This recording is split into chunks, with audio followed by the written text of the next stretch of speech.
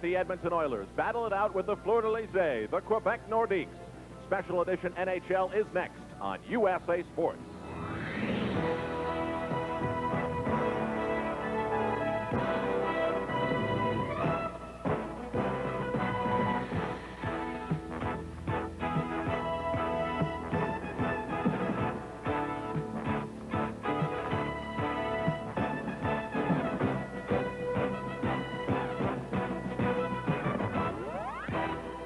Tonight's special edition NHL game is brought to you by Old Milwaukee and Old Milwaukee Light, two of America's great tasting beers.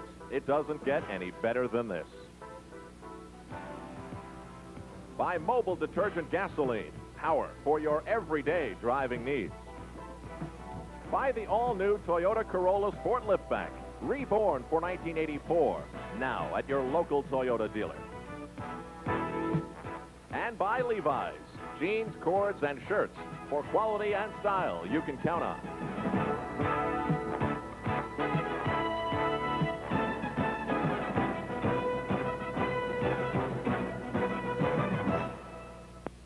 Tonight's special edition National Hockey League game on USA Sports is a little extra special.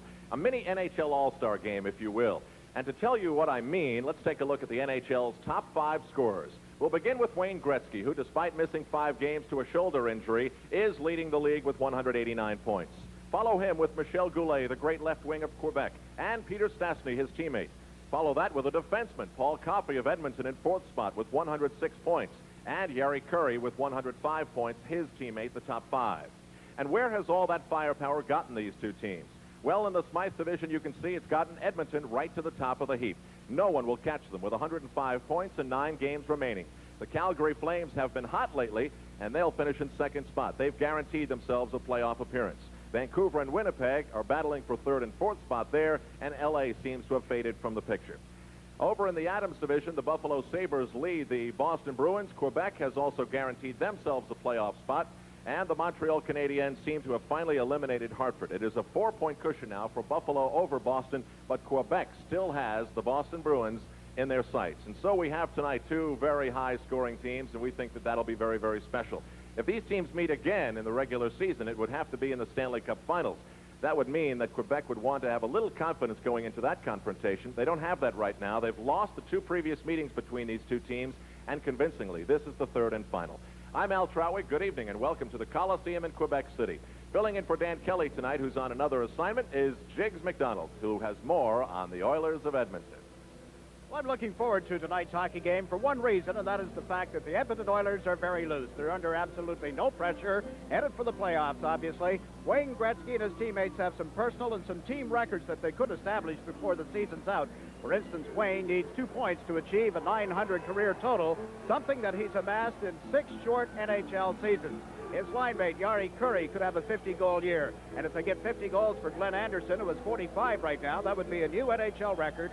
3 50-goal-plus scorers in 1 year. The team a year ago set a new NHL mark for 424 goals in a season. They could smash that. They've already scored 403 and still have 9 games remaining in the regular season. Edmonton, a high-scoring team. Quebec's the second highest-scoring team in the league as well, but they have also tightened up defensively, and that could be a plus for them heading for the playoffs. With some thoughts on that, the professor, Gary Green. Let's go back a year ago. First of all, the Quebec Nordiques were 16th best, or should I say worst, in the NHL defensively. Now, coming into this season, Michel Bergeron wanted to make great improvements in that area. Improvements he's made. Right now, they are the 4th best defensively in the NHL. That's big strides. Who's going to get to play against Wayne Gretzky tonight? Well, Michel Bergeron has decided that it's going to be the line of Cote, Gillis, and Paymont. Boy, that could sure wreck heck out of a good plus-minus. Del retour en Al. That means, let's go back to you now, Al. Please don't mind Gary Green. He's been traveling a lot lately. He's tired. Tonight, the Quebec Nordiques and the Edmonton Oilers. Lots of goals. And if goals provide some of the most memorable moments in National Hockey League play, well, then this could be a memorable game. We'll return you live to the sold-out Colisée in Quebec City right after these messages coast to coast on USA Sports.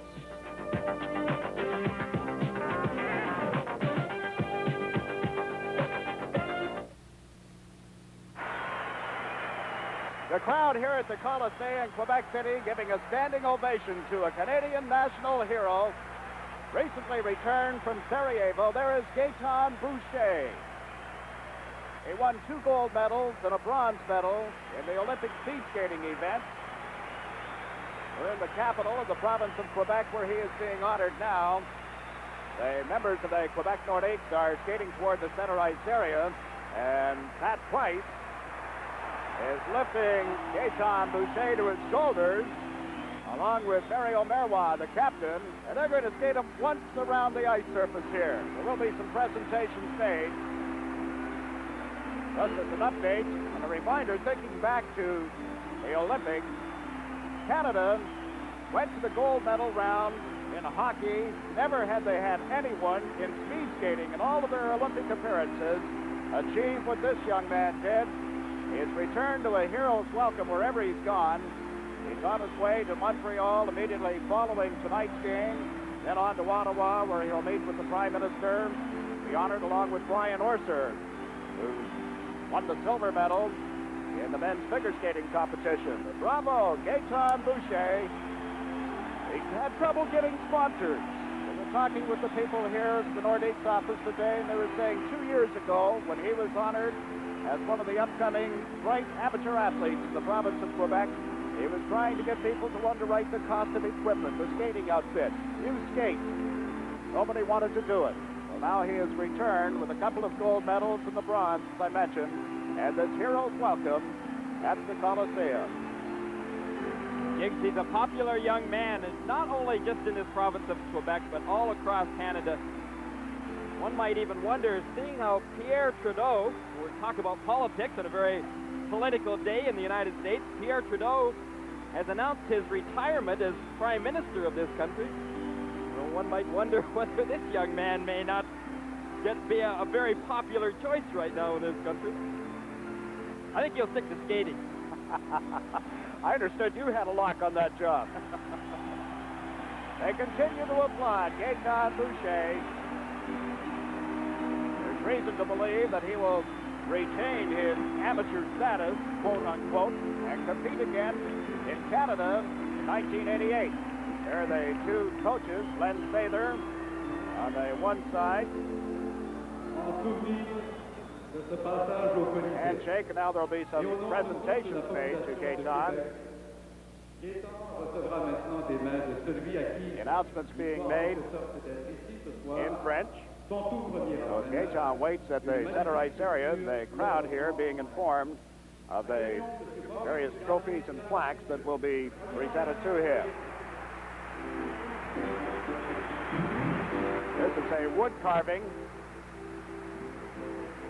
The gentleman to make the presentation was the first coach that Gaétan had.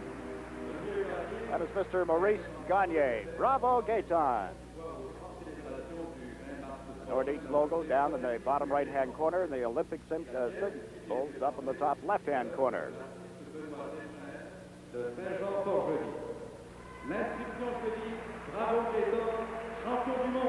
He may have to expand his home to take care of everything that will be coming his way in the next few weeks. Very, very attractive piece. Speaking of his home, Jiggs, I have seen pictures of his family room, and it is just wall-to-wall plaques, trophies, medals. He's got numerous ones in boxes stored away. Hasn't got place for all of them. Now the captain of the Edmonton Oilers, Wayne Gretzky. And Wayne has a presentation to make. It's a little different procedure for Wayne. He's usually on the receiving end. The plaque on behalf of the Edmonton Oilers, honoring Gaétan Boucher. Et maintenant, le capitaine des Nordiques, Mario Merwa, the captain of the Quebec Nordiques. He is presented an envelope. And inside the envelope, I'm informed, is a check for $5,000. And now Gaétan Boucher will handle the official face-off between the respective captains. mentioned earlier that he is not staying for the game. Mesdames et They have messieurs, had him on a whirlwind tour similar to your schedule, Mr. Green. veuillez donc joindre vos parties mélangées et à l'organiste Marcel La Jeunesse pour l'interprétation dans notre hymne national. Now the crowd is being asked to remain standing. Guy Belanger is the soloist here at Quebec City in our Canadian national anthem.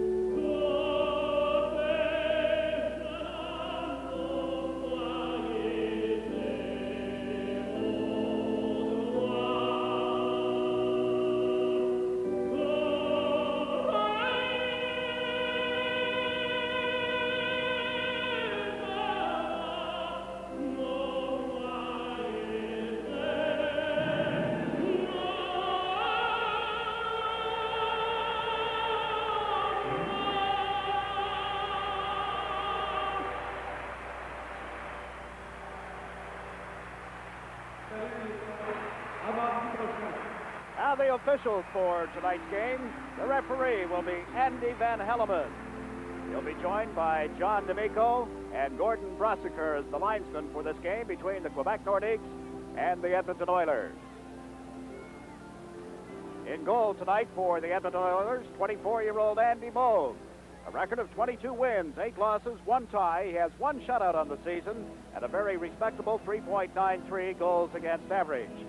33-year-old Daniel Bouchard will be in goal for the Nordiques. He has the second highest win total in the league, 26 victories, 15 losses, 7 ties, 1 shutout, and a 3.17 goals against average.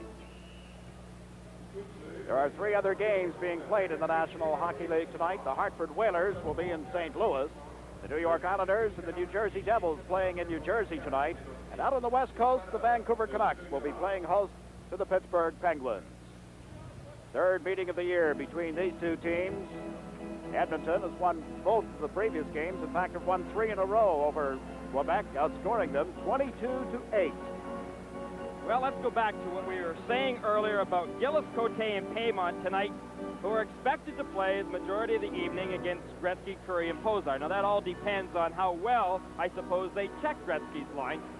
But initially, Michel Bergeron does not want them to worry about shadowing them. He just wants to play man-per-man defense and offense out there. Wants the forecheck with 2 men in. Let's see how it goes.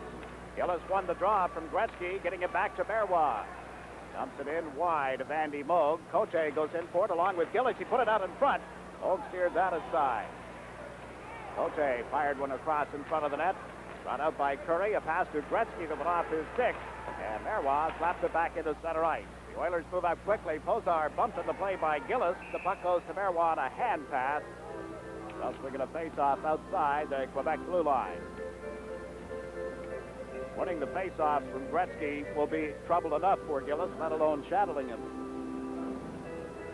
Well, there's a man that's not too bad as well. Jari Curry, he was out for a number of games this year when he had a bad groin injury. They were wise at keeping him out. 12 games was what he missed. He's a pretty good right winger for Wayne Gretzky to play with. You had a look at the dapper Glenn Sather behind the Edmonton bench, and there's Pozar with the puck to Gretzky on right wing. Pozar lets the shot go, and Bouchard made the pad save. The rebound cleared to Paymont, who overskated it. Bozar very quickly held it in, but got it right to the stick of Gillis, who comes over the line with a drive. He scores! Gillis, a shot from inside the blue line. The Nordiques take the lead. I guess they're doing a good job so far, Jiggs, covering that Gretzky line. What a way to start the evening out. Watch Gillis. He just steps over the blue line and blasts one. Now, that might be a problem for a goaltender. You put yourself in Andy Moog's shoes, and you probably won't expect a lot of shots from Gillis's line tonight, especially when they've got more of a defensive checking job. Concentration. Gary Gillis gets only his 7th goal of the year. It comes at the 42-second mark. And the Nordiques jump out in front of the Edmonton Oilers. Bouchard left the puck back of the goal. Jimmy Mann up on right wing. Fed it ahead for Hunter. Dale Hunter across the line. Waited. Tried to get the pass to Mann. Jimmy Mann dumps it back of the net. Kevin Lowe is checked. Lowe recovers. They move it around the left wing boards and down into the Quebec territory. Rochefort will go back to touch up. Edmonton will be called for having iced the puck. This game is authorized under television rights granted by the National Hockey League as and intended solely for the private non-commercial use of our audience. Any publication, reproduction, retransmission, or other use of the pictures, descriptions, and accounts of this game without the express written consent of the National Hockey League is strictly prohibited. You have a look at number 99, Wayne Gretzky. His Oilers have just completed a 5-game homestand in which they won 3 and lost 2. That's a very quick trip. They'll play here tonight, obviously, and then in Montreal on Thursday and go right back home. They have Anderson out with Lumley and Messier as the Edmonton forward line. They're in forechecking deep in the Quebec zone. The puck went to Anderson. He's tied up by Dory. Bouchard comes out of the net. Backed it off the glass out into center ice where Chartrand picked it up and shot it right back in. The Oilers forced back now as the Quebec Nordiques come over the line. Peter Stastny playing with Goulet on his left. Works it around the board out of the reach of Anton Stastny, and here's Messier over center ice. Messier with a shot wide of Bouchard. Anderson goes in after the rebound, got bumped on the play by Dory. Puck comes back to Lapointe. Lapointe on the Quebec defense to Goulet. Pass to Stastny and off his stick. Peter Stastny chases it to the corner. Anton parked at the side of the net, but the pass didn't arrive, and Marois tips it back inside the Quebec territory. Marois and Pat Price together for the Nordiques on defense. That's Price on the left side, shooting it wide of Moog. It'll be picked up by Paul Coffey. Lindstrom is out with Semenko and Lindstrom for Edmonton. Charlie Huddy, the other Edmonton defenseman, has dumped it in wide of the net. Quebec leading 1-0 as Marois picked up the puck. Marois taking control, turned to get away from Lindstrom. Lindstrom got bumped on the play as well, and here's Berglund with it. Berglund. Big pass to McKegney, then right back to Savard as he broke into the Edmonton zone. He and Huddy tied up. Now the puck comes loose. McKegney unable to get out in front of the net. Lindstrom dumps it back of the goal where it was blocked and out in front and off the stick of McKegney and wide. The Oilers clear to center ice where Rochefort was waiting for it. Back to Moeller. Moeller up the right side for Berglund into the center ice zone where Lindstrom intercepted the pass. Back to Charlie Huddy. Knocked away from him at the blue line. Controlled by Rochefort. We played 3 minutes and 15 seconds of the opening period. Quebec leading 1-0 on a goal by Jerry Gillis. The Nordiques hemmed in their own zone at the moment. The puck loose in the corner to the right of Bouchard. It overcomes Rochefort. Thanks one off the glass and up into the crowd. For our local systems, we'll pause now. The Edmonton Oilers trailing the Quebec Nordiques. The National Hockey League is coming your way on the USA Network.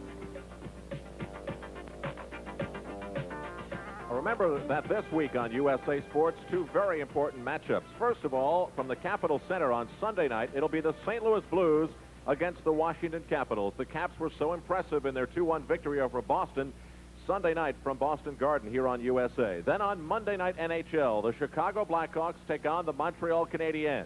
That's all on USA Sports, where you'll see the Stanley Cup playoffs.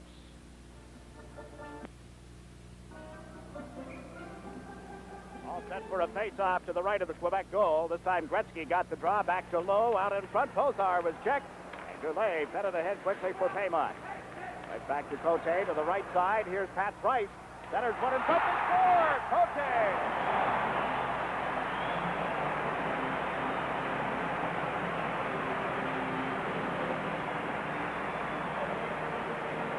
What a start this line's having so far, as now Cote picks up a goal. This line has been responsible for both Quebec goals, and they're just supposed to be checkers tonight. Good pass here by Pat Price. Good tip in. Cote's goal comes at the 3:40 mark. Gary Green said a nice pass from Price, the defenseman who would come in on the right side. Posar gets in across the Quebec line to Gretzky to Posar, and he was checked by Cote. Gillis picked up the puck as Cote fell into the boards. Play has been called, and the Quebec training staff will come out to attend to Alain Cote, who just gave his team a 2-0 lead a moment ago. He went down rather hard into that boards area. I don't know whether he slipped their jigs on something on the ice. It appeared that way. Either something was on the ice or he's lost an edge in his skate. I turned with the puck. I saw him lift his one skate, and then as the other seemed to be in the turning motion, down he went and into the boards without any opportunity to fend off the collision. Let's take a look. Well, it appears as though maybe it was the Oilers' stick that was up underneath of his arms that kind of took him off balance. It doesn't appear to be his ankle or his leg, though. It's instead his forehead that may be a bit cut. He is headed for the Quebec bench and probably on into the dressing room. This line, as Gary told us at the beginning of the game, put together as a checking line to take care of Gretzky, Posar, and Curry. They've not only taken care of them to this point, but they have taken the Quebec Nordiques to a 2-0 lead. Gillis' 7th goal, Cote is 14th. Price and Paymont with the assist on Cote's goal. Now the Nordiques break out as Paymont dumped it to the Edmonton line. The Oilers trying to get on track at center ice. There's Gretzky with the pass for Curry. Curry parks on the left wing boards to Posar, and a shot went wide of Bouchard. Vogelin in from the blue line, had it knocked away from him. Picked up at center ice, but has been knocked down by a high stick, and thus the whistle. When we take a look at Yaroslav Posar, Posar has been assigned to that left wing position. It's not an easy position to play with Gretzky and Curry. They have tried numerous players throughout the course of the year. Messier, Anderson has been there. Semenko, you recall from time to time, especially last year, was in that position. Posar, a very skillful player, has had problems consistency-wise, though, performing in this league. I want to find out why you think it would be tough to play with Wayne Gretzky. I thought that was a job I could do. Price dumps the puck up into the seats. We're going to face off back in the center ice zone as a result. With the score, the Quebec Nordiques 2, the Edmonton Oilers nothing. We'll return right after this. A look at Dave Semenko at the Edmonton bench. A little jostling went on after the whistle. Everything back to order. Gillis against Gretzky on the face-off, and again the Nordiques got it away from number 99. Here's Merwaz. The pass to Gillis, steps across the line, went to the right side to Paymont, to Gillis, and it slipped through, comes off the left wing board. They have Andre Savard playing on the left side, replacing Cote at the moment. Merwaz slaps it out of his own zone. Bounces down inside the Quebec territory. It's over the goal line. Charlie Huddy touches up for the icing. We've played less than 5 minutes of this opening period. I want to go back to something you said, Gary. I'm playing left wing with Wayne Gretzky. I figured you just had to be able to get to the net. He'd get you the puck. There's nothing else to do. I think they've had some difficulties trying to find that right-left side for Wayne Gretzky. And you could be, well, very correct in saying that almost anybody can play with Wayne Gretzky. That is very true. I think Wayne Gretzky can probably make a 30-40 goal scorer out of either you or I out there. Well, you maybe, not me. But anyway, finding the right left winger for Wayne Gretzky has been a little bit difficult. They've sure got a good one on the right side, but they've been juggling somewhat on that left position. We're watching Mark Messier at center ice tonight on this line for Edmonton. He had played the left side, and about a month ago, the coaching staff in Edmonton elected to move him to center, and he's been far more productive there. Here's Stastny to Anton Stastny on the right side. Up to the left at center ice. Stick handles to the Quebec line and was pulled down, and the first penalty of the game will go to the Edmonton Oilers. Quebec Nordiques with a power play that has been fairly good on the road, but not so good at home. They're 20th in the league on home ice, 7th in the league on the road. There's what set up the penalty.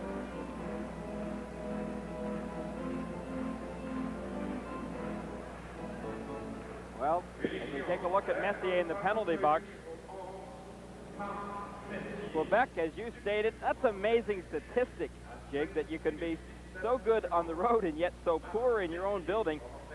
One has to wonder as to whether or not the anxiety at home, sometimes the fans get on you and you don't perform as well. Especially in this type of power play with Quebec. They like to take their time and set it up. Fans can get impatient with that. Now we'll see what happens here.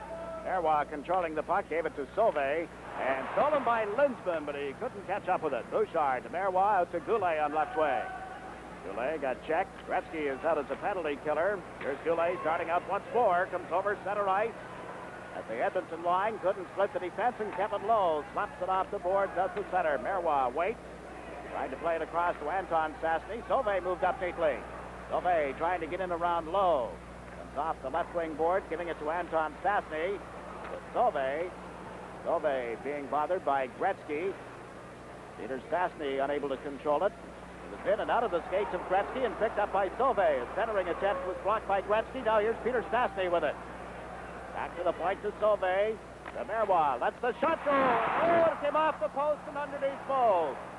Cleared out of there, and the Oilers forced the Quebec Nordiques to chase it. 58 seconds remaining in Messier's penalty time. Marois goes to the left side to Sauvé. Out to center ice, tried to set up Berglund, and that was broken up. Dave Hunter for Edmonton, and his pass intercepted by Sauvé. Cross to McKegney. It was too well covered. Down comes Coffey. Well, he turned at the line as Hughes was in ahead of the play. Now Hunter for Edmonton. Gave it to Pat Hughes. Hughes shot from a bad angle and had it deflected up into the seats. As we take a look at Pat Hughes, I saw him play one game this year where he scored 5 goals all in one game. That was his highest for a career. Let's take a look at this last save by Andy Moog, and watch Goulet over to the side of the net. He just had a glorious opportunity. Had that puck come his way. Moog making the save, however. Goulet parked right on the doorstep. Following the face-off, the puck loose behind the Quebec goal and picked up by Dory. 25 seconds left in the Quebec power play. McKegney to Hunter. Broken up as they came to the Edmonton line. Hunter went in after it. It's smothered now by Moog, and there's no further play. We have the two Hunter brothers to contend with tonight. Dale Hunter, number 32 for Quebec, and his brother, Dave Hunter, number 12 for Edmonton, as you look at Andy Moog. I think the big question right now in this city, Jigs, is to whether or not and how long Dale Hunter is going to be playing for this Nordiques team. They have a hearing tomorrow in Montreal concerning Dale Hunter. He was involved in a stick incident with the Buffalo Sabres. Word is that he may get a fair number of game suspension. Michel Bergeron, the coach of the Nordiques, is very worried about that. Backhander at the side of the net was covered and cleared back of the goal. Now play is called. And the slashing penalty is the indication from referee Andy Van Helleman. Appears to have caught Will Paymont with the stick up in the air. For our local systems, we'll pause now. The National Hockey League is coming your way on the USA Network. The penalty is to Paymont for slashing at 7:07. Messier's tripping penalty has just expired, so Quebec now with the power play, and Coffey fired it right into Bouchard's catching glove. Bouchard, who has not been tested tonight, fired at the length of the ice. Oh, got to the goal. Up to the right wing side for Gretzky to Messier. Flips in across the line. Messier back to Curry. Lets it go, and it was wide of the net. Bouchard gives it to Marois, the Quebec captain. Dumps it out into the center ice zone. Back goes Charlie Huddy. Huddy joined by Coffey on defense. Messier, Curry, and Gretzky, the Edmonton forward. This is Curry. His pass deflected by Goulet. Went right to Hunter. Back to Price and out of Marois. Marois finds an opening, and the Oilers will chase it deep into their own territory. 55 seconds gone in Paymont's penalty. Quebec leading 2-0. The Oilers try to come down the right side. Messier gets tangled up. Managed to propel the puck to Gretzky, however. Gretzky to Curry, in along the boards. Wayne Gretzky looks for some help. Backs into the corner with it. Gave it to Curry. Over to Coffey, and Bouchard got in front of that. The rebound is off the right pad of Bouchard and slapped out of there by Goulet. Some real pressure by the Oilers. That is why they are the second best power play in the NHL. Gretzky with the puck. Gave it to Anderson, who comes in on right wing. And Anderson forced to dump it back to the net. It went right to Gretzky with an empty net. Comes out, shoots, he scores. Wayne Gretzky. That's number 82 on the year. He sure makes it look easy. He's as smooth as glass out there. He picks up that puck in the corner, walks right around Rochefort, just picks the corner and picks it nicely. Didn't have to really drive that puck. He knew where he wanted to put it, and so he just slid it right along the ice. There's another look at it. Bouchard got caught back of the net, Gary, in all fairness to the Quebec goaltender. Does that count in the goals against? I guess it'll have to. It's a power play goal for Gretzky at the 8:44 mark, unassisted. So the score is Quebec 2, Edmonton 1. Semenko went for the puck. It comes out in front. Bouchard, a good save, and then he covered up in the rebound as Cote came back to help out. And a hand pass being called by referee Andy Van Helleman. Lindstrom tested Bouchard a couple of times on that left side of the Quebec goal. Interesting when you talk about Wayne Gretzky, you think of his great scoring records, but he surprisingly scores almost as many goals and assists on the road as he does at home. He definitely isn't a homer. He shows his skills and his talents to all the teams in the league. Lindstrom is out with Lindstrom and Semenko for Edmonton. McKegney over on left wing, unable to clear the puck out for the Quebec Nordiques, and here's Lapointe. Down to McKegney. To Hunter has man with him on right wing. Hunter gets over the Edmonton line. Got checked by Chartrand. The puck came right back to Hunter, but Chartrand had him covered all the way. This is Willie Lindstrom. The pass for Lindstrom was deflected and slapped off an Edmonton stick. The Oilers are offside with 10 minutes and 37 seconds left in this first period. We take a look at number 6, Rick Lapointe. I have to mention that Michel Bergeron, in talking to him before the game, was not too pleased with the way that his team played 2 out of their last 3 games. He said, how can we play so poorly in the last 10 games of the season when we're entering that last 10-game season span? They lost in Winnipeg, a 6-5 overtime game. They beat Pittsburgh on the road, but they lost also to Washington. That's not too disgraceful to lose to a club like Washington by any stretch of imagination, the best defensive team in the league. And playing very, very well as they head into the last few games. Bouchard did a little step dance around the puck. Got some help from his teammates, and the Oilers are forced back into the center ice zone. Lowe lost it at the blue line, then recovered to knock it away from Peter Stastny. Edmonton trying to come up the left side. Hunter couldn't pick up the puck. Goulet for the Nordiques fires it in around the glass. It got away from Moog. Kevin Lowe moves it down the boards. It'll be recovered inside the Quebec territory by Moeller. Gave it to Rochefort and across to Peter Stastny. Marion Stastny not in the lineup for Quebec tonight, suffering a shoulder injury. The Nordiques leading 2-1. Anton Stastny sent Goulet across the line, but he ran into Fogelin's check. Out at center ice, Anton Stastny passed it behind Goulet. McClelland is stripped of the puck. He and Goulet collided on the boards. Once more, Rochefort starts to pay. There was to Anton Stastny, but the Nordiques are offside. That line of Goulet, Stastny, and Stastny have had a tough time getting going out there tonight. Now they go offside. Anton and Marion doing a lot of weaving, and that in itself must be difficult for a guy like Michel Goulet to fit in with. He's such a talented player, two-way left winger out there, but you've got to admit the Stastnys weave a great deal out there.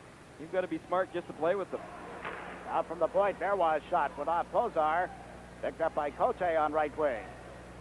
Checked in turn by Coffey. The Nordiques pounced on the puck quickly. Cote got it to Gillis. Comes back on the right side. Paymont shot. That's went off Coffey and wide of the net. Centered once more. Picked up by Paymont. Can't get the shot away, and Pozar sends Gretzky into center ice. Left side to Curry, to Gretzky. Checked by Price, recovers, shoots Bouchard, the stick save. There was. Leaves it up in the right side, picked up by Paymont at center ice. Over to Cote. Cote, unable to get it back to Paymont. He recovers in the corner, then was checked as Pozar caught up with him. Jaroslav Pozar trying to move it out of the zone. Now Huddy picks it up on the right side. Checked at center ice. Pat Price waiting at the Quebec line. Just clears it inside the Edmonton zone, and back goes Paul Coffey.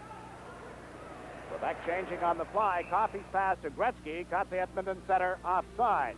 So we get a play stoppage here. The National Hockey League is coming to you coast to coast on USA. We'll be back. The situation is this in Quebec City. 8 minutes, 35 seconds remaining in the first period.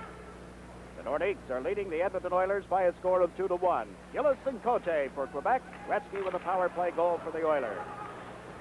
That's Lumley with the puck. Played it to the right side for Anderson. Across to Messier.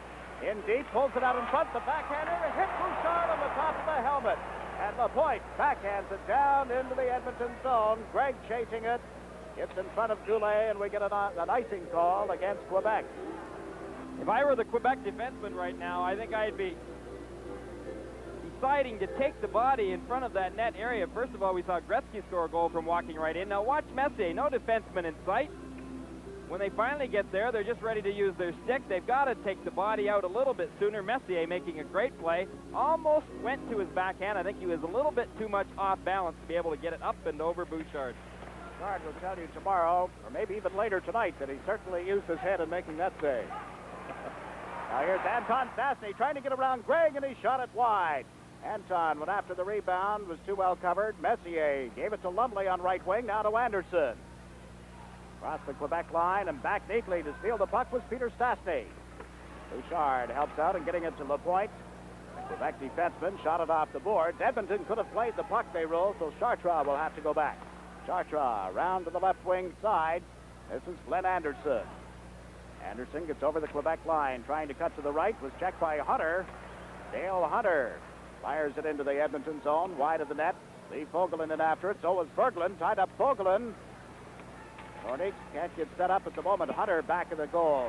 Checked by McClellan, out in front of the net. Berglund in a wrestling match. Play goes on, and the Oilers have forced the Quebec Nordiques to chase the puck. Little more than 7 minutes to play in the opening period here at Quebec City. Berglund for Quebec Nordiques couldn't send Hunter away in center ice. Now Hughes drops it back, a drive. Bouchard the stick save, and the rebound is cleared out into the center ice zone. Going back forward is Lee Fogelin. He and Lowe together on the Edmonton defense. They have Hughes, McClellan, and Hunter as the forward line. Fogelin gave it to Lowe. Lowe to the left side. Good pass right to McClellan. Gets across the line, but offside as Hughes had broken in ahead of the puck carrier. Now we take a look at number 24, Kevin McClellan. They acquired him from the Pittsburgh Penguins this year in a deal that sent Tom Ralston to Pittsburgh. McClellan, he's added a little bit of aggressiveness to that center ice position. He's a big man, and I think behind Gretzky and Lindsman, they have now got some added depth. And remember that they have got Messier playing at center ice now, so I think that move gave the Oilers that added strength and depth down the middle. Savard is at center ice now for Quebec, facing off against Lindsman, and Coffey dumps the puck into the Quebec zone. Jimmy Mann coming back, got tied up with Semenko. Lapointe missed it. Savard goes to the corner, running into Lindstrom. Managed to shoot it down into the Edmonton zone, forcing Coffey to go back quickly. Around to Dave Semenko. Semenko put it into Lindsman's skate. And Lindsman back to Semenko. Flipped it into the corner. Jimmy Mann steps in front of Lindstrom. Gets some help. Cote nudged to the head for Savard, who comes out on the right side. Savard across the Edmonton line, checked from behind by Coffey, still managed to get a shot away, and it hit Huddy. Huddy and Savard tie it up on the board. Puck still in play, and back to Jimmy Mann. Mann's backhander went through the goal mouth. Goulet chases it to the corner, gets away from Coffey's check, tried to slip back to the net, and Coffey caught up with him. Here's Lindstrom, but a hand pass has been called as the Oilers went to move it man to man. For our local systems, we'll pause now. The National Hockey League is coming your way on USA. 5.5 minutes remaining in the opening period. I'm Jakes McDonald with Gary Green and Al Troutwick. Quebec Nordiques hosting the Edmonton Oilers tonight and leading by a score of 2-1. Obviously, Alain Cote is all right back out on that line with Gillis and Paymont. And as expected, Wayne Gretzky is back out there to face off against them. Gretzky pulled the puck back to Randy Gregg, who's chased to the corner. Quebec forechecking well. They got the puck out in front of the net, but it was blocked at the defense. Now Chartrand dumped it into center. Marois had it there for a moment, gave it to Paymont. And again, they force Edmonton to cover up. This is Randy Gregg. Cote on top of him in a hurry. The puck comes back to Price. The shot deflected by Paymont and wide. They'll try the left side this time. Mark Messier taken out on the boards by Gillis's check. Paymont cleared the puck. Came loose. Picked up by Curry. Has Gretzky with him on left wing. Yari Curry runs into Price, and Cote recovers the puck. Alain Cote to Marois. Marois to the left side. Good pass to Gillis as he broke in around the defense. Goes back to the net with it centered, but Gregg was there. Gregg eyes the left side of the Edmonton zone. Wayne Gretzky feeds it ahead. Here's Pozar coming across the Quebec line. Runs into LaPointe, and Bouchard out of the net. Failed to pick up the puck and fell over top of Pozar. Bouchard slaps the ice with the stick, trying to get Pozar's attention, and I think he succeeded. In the meantime, the Oilers start from their own zone. Gretzky put it right on the stick of McKegney. The two of them go to the boards together. The puck comes loose, and Curry slaps it around the boards. Bouchard cuts it off. Played it to the corner for LaPointe. Rick LaPointe slaps it ahead to McKegney. Now to Marois. Marois to McKegney. Gets over the Edmonton line. The pass to Berglund. Lets the shot go, and it was blocked by Kevin Lowe. Bounces all the way back inside the Quebec zone where Marois picks it up. Gave it to LaPointe, then up the left side. McKegney was checked. They'll get a icing call. Well, it's waved off as Lowe was back in time. They rolled. The puck came loose in front of the Edmonton goal. Kevin Lowe ahead for Anderson. Anderson gets across the line. The pass to Messier on left wing. He shoots. Bouchard the save, and Rochefort slaps the rebound to the blue line. Vogelin works it in on right wing. There's Messier trying to get around Rochefort. The quick shot. Bouchard blocked Anderson's stride. Messier centers again, and that's broken up this time by Dory. McKegney got a piece of Messier as Anderson handles the puck. Back to the point. Vogelin's shot hit Messier. Vogelin picks it up, dumped it to the corner. There's Rochefort slapping it off the board. This will go the length of the ice. Kevin Lowe chases it. And again, icing has been waved off. Lowe to Anderson. Anderson trying to send Lumley in on the left side. That was broken up. Now McClellan chasing the puck. Kevin McClellan hit hard by LaPointe. Peter Stastny across to Goulet. Moves up with Anton Stastny over the Edmonton line. The pass to Anton. His shot is stick saved by Moog. Bowler moves in off the right point. Lets the shot go. Pad save. The rebound ended up on the doorstep and kicked out by Moog. Anderson feeds it up into the center ice zone for Hughes, who's checked by Anton Stastny. Now McClellan carries on. He and LaPointe wrestle one another around in the corner. The puck frozen on the boards with 2.5 minutes to play in the opening period. You're watching the National Hockey League, and this is the USA Network. Getting ready for a face-off to the left of Daniel Bouchard in the Quebec goal, and the Nordiques got the draw. LaPointe has cleared it, however. It'll go wide of Andy Moog. Paul Coffey to touch up, and an icing call against the Nordiques. 2 minutes and 20 seconds remaining in the period. Edmonton is out shooting Quebec about 2-1 at this juncture of the game. But the hometown team, the Quebec Nordiques, jumped on them early. The checking line scored twice. Gillis and Cote before Gretzky was able to reply with a power play goal. The Nordiques, as Gary Green had mentioned, have just completed a 3-game road trip. This will be their only home game before they head out for 3 more on the road. Bowler worked it around the boards. It's picked up and centered by McClellan. Tipped high and out into the center ice zone where Coffey takes over. Gave it to Hunter. Hunter, good pass for McClellan. Comes over the line with Hughes. McClellan got bumped, knocked down by LaPointe's check. And the Nordiques break out. 3-on-2. Anton Stastny moves over the line. Peter heads to the net, and Anton overskated the puck. Edmonton moves back quickly, led by Coffey. Cuts to the right side. The defenseman lets the shot go, and it was deflected wide of Bouchard. Here's McClellan to Coffey. Turns. Couldn't get a shot away. Peter Stastny comes back. Over the center ice stripe. Cuts to the left across the Edmonton line to Goulet, and he shot it wide.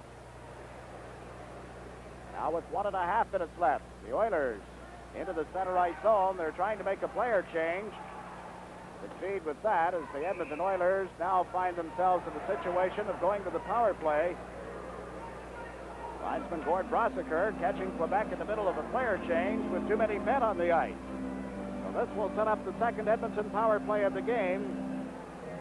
Penalty coming at 18:35. One of those things that happen now and then. The play moved up the right side. Michel Bergeron, the Quebec coach, Simon Nollet, his assistant, not too happy with the situation. They were in the middle of a change and had too many men on the ice.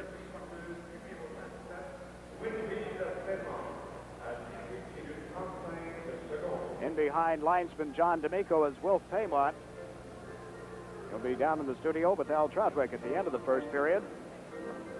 Started his National Hockey League career with the Colorado Rockies, Kansas City Scouts operation. Went on to Toronto, eventually to Quebec City, where he really has come into his own in the last few years.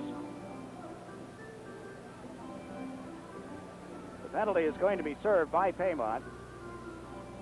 Called at 18:35. Gillis and Savard move up as the forwards. Price and Berrois on defense for Quebec. Gretzky on the face-off, pulled it back to Gregg, now to Messier. Mark Messier takes a look. Gave the puck to Anderson, back to Gregg. Gregg gets over the line, trying to make the play into the corner to Messier. Messier had it knocked off his stick by Price. Gretzky picks it up. Back to the point, here's Curry, lets the shot go, hit the post. Hit the post to the right of Bouchard. Messier gets tangled up on the boards. A minute to play in the period. Curry moves in, lets the shot go to get it, hit the post. Two in a row in the same place for Curry. Curry feeds it to Gregg. Randy Gregg centers. Gretzky tipped it right on, and Bouchard able to cover up. Comes back to Curry, to Messier. Messier moves in deep, a centering attempt blocked by Marois. He goes back of his own goal, slips away from Gretzky, and fires it down into the Edmonton zone. 33 seconds left in the period as Curry picked it up. Gary Curry, long pass to Wayne Gretzky. Gretzky gave it to Anderson, now to Linsman on left wing. Linsman goes in deep. Anderson to the side of the net, the pass back to Gretzky. Holds on to it, takes it back to the net, his favorite spot from which to make the play. 13 seconds left as he comes out in front. Oh, and Bouchard just got a piece of it. Gretzky down, the puck loose. Linsman poking at it. And the Nordiques are charged with a hand pass with exactly 3 seconds remaining in the period. Curry with a couple of great chances with shots from the blue line. And then Gretzky from back of the net trying one of his favorite plays of slipping out to the side, only to be thwarted at the last moment. Gary Curry, those shots from the point. Bang, off the post to the right. Got another shot at it. Hit the same post again. With a little help from my friends, the theme running through Daniel Bouchard's mind right now. Big face-off here. McClelland will take the draw for Edmonton. It'll be Peter Stastny for the Nordiques. Edmonton has pulled the goaltender. They have the extra man, got the draw back over to Curry, but the siren beats him. He missed the net with that blast. Glenn Sather trying a little expertise in the last 3 seconds of the period, but it did not work. They'll still have 36 seconds left with the power play when the second period begins. The shots on goal in the period by the Edmonton Oilers, 11, by the Quebec Nordiques, 5. Coming up, Wilf Paymont, the man you see on your screen right now, will be guesting with Al Troutwick down in our studio. After one period of play, the score is the Quebec Nordiques 2, the Edmonton Oilers 1. Our first intermission activities begin in just a moment. Back live on USA Sports, a special edition of the National Hockey League, where from the Colisée in Quebec City, we've seen one period of play between the Nordiques and the Edmonton Oilers. And for now, it is the Quebec Nordiques leading the Oilers 2-1. Gary Green and Jiggs McDonald have been talking quite a lot of the line of Gillis, Paymont, and Cote. They struck early against the Edmonton Oilers. And with me in our studio right now is the right-wing member of that line, Wilf Paymont. Wilf, right off the bat, you hit Edmonton for 2 goals. That had to be very good, knowing that Edmonton would come out firing, too. Oh, definitely. You know, Edmonton beat Vancouver the other night pretty good. And, you know, we had to be prepared for them. And, you know, luckily we got 2 goals the first 2 shifts we were on the ice. You think you'll be able to keep that going? I think so. You know, if I keep out of the penalty box, you know, Edmonton, you can't give them too many power plays. And, you know, with Gretzky out there and all the scores that they have, we got to check them really well. And, get out of the penalty box. Well, coming on the air tonight, we talked about the 5 scorers that are in the league and in this game tonight, and all the goals that your team scores and all the goals that Edmonton scores. But what about your team defensively? That's going to be important in the Stanley Cup playoffs. Well, you know, the last 4 or 5 games we haven't been playing really well defensively, but you know, in the league, I think we're 4th overall defensively. So I think we've improved a lot since last year, and it shows in our standing too. I think the hockey club has improved an awful lot. The goaltending's been playing well, and the defense and the forwards are coming back for them, and I think we're playing all around a little better than we did last year defensively. How about yourself? 38 goals, right up there in the team scoring. Are you satisfied with what you've done this year? Well, you know, you're never satisfied till you're on top, but you know, I'm pleased compared to last year. You know, last year I was struggling quite a bit, and this year I'm putting the puck in the net a lot more than I was last year, and you know, I'm pleased compared to last year. How important do you think it is for your team to catch Boston in the Adams division and get the home ice advantage? Well, you know how it is in the playoffs. If you can get the ice advantage, it's always a plus. But you know, we've been at the head all year with them, and you know, they're 5 points ahead of us now. 9 games left. You know, I haven't lost hope, but hopefully that you know, we can get the home ice, and if we do, we all know how important it is. Now, we think playing right wing in the National Hockey League is tough. Keeping track of 16 birthdays in the Paymont family must not be very easy either. Oh, certainly, especially if I'm the baby. You know, I came along, you know, there's only maybe 8 or 9 left at home, and all the others were married. So, you know, we're a happy family, and, you know, we were raised on the farm, and we had a good time. We're all together in there, and we're all having a good time. If they ever all decide to come to one game at the same time, you're going to have to buy some tickets, aren't you? It's going to cost me a fortune. I'll have to play just for that.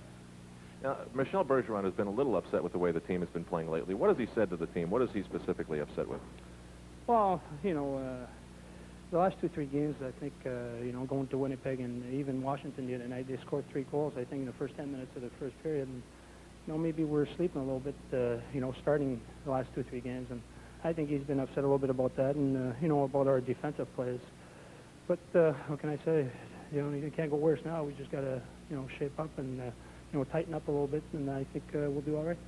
Now, in the first period, you said the key was staying out of the penalty box. Periods 2 and 3, is there something specific you want to do against Wayne Gretzky, or just stay with him stride for stride? Well, you know, we got the last change, so we can put whoever we want against him, and you know how good he is. He takes advantage of all the chances that he gets, and you can't give him too many. And you know, what can I say? You just got to watch the 5 players on the ice while they're out there with him, and hopefully that we'll end up on top.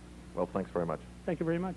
Wolf Paymont of the Quebec Nordiques, our guest in between periods 1 and 2 here on USA Sports. And for being our guest, he'll receive from Kodak the exciting new Kodak disc camera that's so easy to use, you never miss a picture.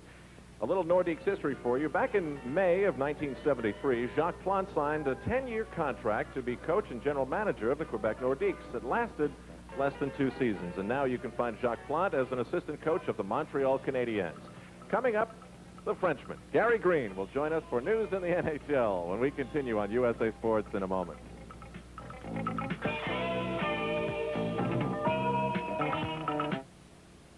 Every year, it grips the entire nation, and there's no known cure.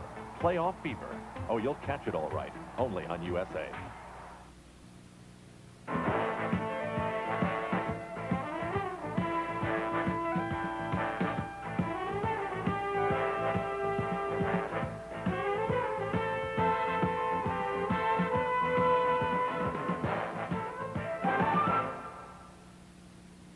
Al Troutwig along with Gary Green in the USA Sports Studio. Time for news in the National Hockey League. Gary really not a Frenchman, but he's trying to squeeze in a little French tonight. A very little French. We'll begin tonight with the National Hockey League's Toyota Player of the Week. He comes to us from the Washington Capitals. We saw him put on quite a show Sunday night at Boston Garden. Pat Riggin of the Washington Capitals, for the 3rd time this year, the Player of the Week. His record was 3-0, and his goals against average 2.20. And in Sunday's game, Gary, he wasn't letting anyone interfere in his crease. He was very, very good and very, very authoritative. He was very aggressive as well in there. And what I like about Pat Riggin is we'll get an opportunity to see some of his great saves here, Al, is the fact that he has really improved over the course of especially the last half year. Now, Brian Murray told me that Pat Riggin has really worked on his conditioning and that he strengthened his legs. It's made him be able to move quicker. He just looks sharp as a cat in there and quick as a cat. against Boston the other night. He put on a tremendous performance, and for the Washington Capitals now with Al Jensen coming back as well, and with Bob Mason there in net, they've got 3 goaltenders, all very capable goaltenders. 2 of them who have shown this year in Jensen and Reagan that they are outstanding. They may just go a long ways in the Stanley Cup final. And we'll get another look at the Caps on USA Saturday when they take on the St. Louis Blues from the Cap Center. We hope you can join us then. Now, Tuesday night, Dale Howardchuk of the Winnipeg Jets, who has not had as many explosive performances this year as he had in the past for the Jets, had a pretty good one against the Los Angeles Kings. In one period, he dished out 5 assists, and that's an NHL record. Dale Howardchuk, I got an opportunity to see him play last night in Toronto against the Maple Leafs, and he's a very talented young man, as we saw his first year when he was Rookie of the Year. Last year, he kind of went into somewhat of a maybe a second-year rookie jinx type of thing, but this year he started off a little bit slow and has been then all of a sudden turned it around. He's a very talented youngster, and he's been playing well. Big reason why Winnipeg has been doing so well and are going to pretty much lock up a playoff spot soon, probably this week. All right, moving on, we take you to college hockey. The NCAA Division I playoffs underway. We've got 8 teams who will be playing against each other, and we wish them the best of luck. To spell it out for you, Friday and Saturday in the Division I pairings, it will be Clarkson against Minnesota Duluth. And the Fighting Sioux of North Dakota, Mr. Gasparini's boys, will take on RPI. And then BC, Boston College against Michigan State, and Bowling Green against BU. The finals will be in Lake Placid, New York, the weekend of March 22nd and 24th. Good luck to those 8 teams. Now, we've been talking about Mario Lemieux, the great player from Laval in the Quebec Major Junior League. He is expected to be the #1 pick in the NHL draft, and that honor is expected to be held, the draft selection that is expected to be held by the New Jersey Devils of the Pittsburgh Penguins. You can see him here. It says in French there, the 3 greatest players in junior hockey, and the big man, the captain's letter on his sweater, is Mario Lemieux. Now, it's expected that, as I said, as the Penguins and Devils shake in the divisions and the bottom spots in the NHL, that they will pick. But Gary Green has found what may be a wrinkle in their plans. Well, the word is the last few days, Alan, it's just not a rumor. It's from some fairly authoritative voices in the Quebec Major Junior Hockey League that they may even offer Mario Lemieux next year as much as $250,000 Canadian to stay here and play junior hockey here in Quebec. Now, if that is true, that makes a very interesting situation as to, especially for Mario Lemieux, whether or not he goes to New Jersey or Pittsburgh. That's going to be up to the standings and how they finish, and also whether or not they decide to select him. But let's also look at another facet of this whole Mario Lemieux situation. If you're the Pittsburgh Penguins or the New Jersey Devils right now, you know that there's 2 teams in particular, and that's the Montreal Canadiens and this team, the Quebec Nordiques, that want Mario Lemieux very, very badly. So I don't think that there's any doubt whatsoever there's going to be a lot of bargaining going on between Pittsburgh and New Jersey, whoever gets that #1 overall pick, and Montreal and Quebec. And whichever team, New Jersey or Pittsburgh, could end up with 2 or 3 really quality hockey players, some draft choices. They may just put together quite a bundle. Remember, here with these 2 teams, there's 2 breweries that own each of these 2 teams, and they compete against each other. And it's not just who wants to see Mario Lemieux end up in Quebec or Montreal. It may also have a lot to do with beer sales in this province. So, relatively unprecedented move may prevent Mario Lemieux or may change his mind about going to the National Hockey League. We shall see. That's a wrap on news in the NHL. Bonsoir, Mr. Green. A little Edmonton history for you, and it is not true that Gary Green was the coach of the champions of the provinces of Alberta and Saskatchewan back in 1906 and 07. That was the Edmonton Hockey Club. They were champions even then. We'll see if they're champions this year with the playoffs coming up in the weeks ahead. We'll continue on USA Sports from Lake Colosé, where the Nordiques lead the Oilers 2-1. Back in a moment. We're getting ready for the second period here in Quebec City. The hometown Nordiques are leading the Edmonton Oilers by a score of 2-1. Paul Gillis got his 7th goal of the season unassisted. The first shot on goal tonight. It came at the 42-second mark. Then Alain Cote with his 14th of the year, set up perfectly by Pat Price. Paymont drew an assist as well. That goal at the 3:40 mark, and Quebec was leading 2-0. A slashing penalty to Will Paymont at 7:07 gave Edmonton their first power play of the game, and Captain Wayne Gretzky recorded his 82nd goal of the year, unassisted at 8:44, a period that saw Edmonton outshoot the Quebec Nordiques by a margin of 11-5. The laying of Paymont, Cote, and Gillis seemed to shut Gretzky down for the early part of the period, but give him a power play chance, and it's very difficult to contain a player like Wayne Gretzky. His 82nd goal of the year came on the power play. Let's take a look at it. Daniel Bouchard goes out of the net, gets trapped behind the goal. Watch Gretzky, sensing the situation, got around Roachford, virtually an empty net to put it into, and for the captain of the Oilers, goal number 82. Edmonton has a power play to work on early here in the second period, still 35 seconds left in a bench penalty to Edmonton, or to Quebec, I should say. They got caught with too many men on the ice. So Edmonton with an opportunity to get themselves right back into the hockey game very early. But Quebec with a checking line that they put together tonight, doing a good job in the first period. They have Messier, Anderson, and Gretzky as the Edmonton forwards. As the second period gets underway, Marois cleared the puck. Curry, who's playing the left point, gave it to Coffey. Back to Curry. Off his stick, it'll be picked up by Anderson at center ice.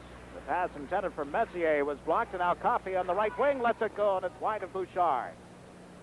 Came back to the point, but offside had been called by linesman John D'Amico. Capacity crowd here at the Colisée in Quebec City, including his honor the mayor, Jean Peltier, on hand tonight, the hot dog eating mayor of Quebec City. His city has just recently hosted its annual winter carnival. They have a summer carnival each year as well. This summer, the tall ships will be in the harbor here. Coffey has slapped the puck around to Curry. Still 10 seconds left in the power play, but it's broken up, and the Oilers will have to chase it. Charlie Huddy has come out to replace Curry on the Edmonton defense as Anderson is back for the puck. Up the right wing boards to Messier. Checked immediately by Coche. Anderson had it stolen by Gillis. Oh, Gillis centers. In deep, out to Coche. He scores! Coche makes it 3-1. The Quebec Nordiques, they have discovered something that will take them a long way in the playoffs with this, quote, checking line of Taymont, Cote, and Gillis. 43 seconds into the second period, they have regained the 2-goal margin over Edmonton, and here's the way the goal came, Gary. Well, watch Cote all alone out in that slot area. You see Charlie Huddy getting back, but way too late. Cote may not be a big goal scorer, but you can't leave any player on this Quebec Nordiques team all alone in that slot area. Cote from Taymont and Gillis at the 43-second mark. Quebec 3, Edmonton 1.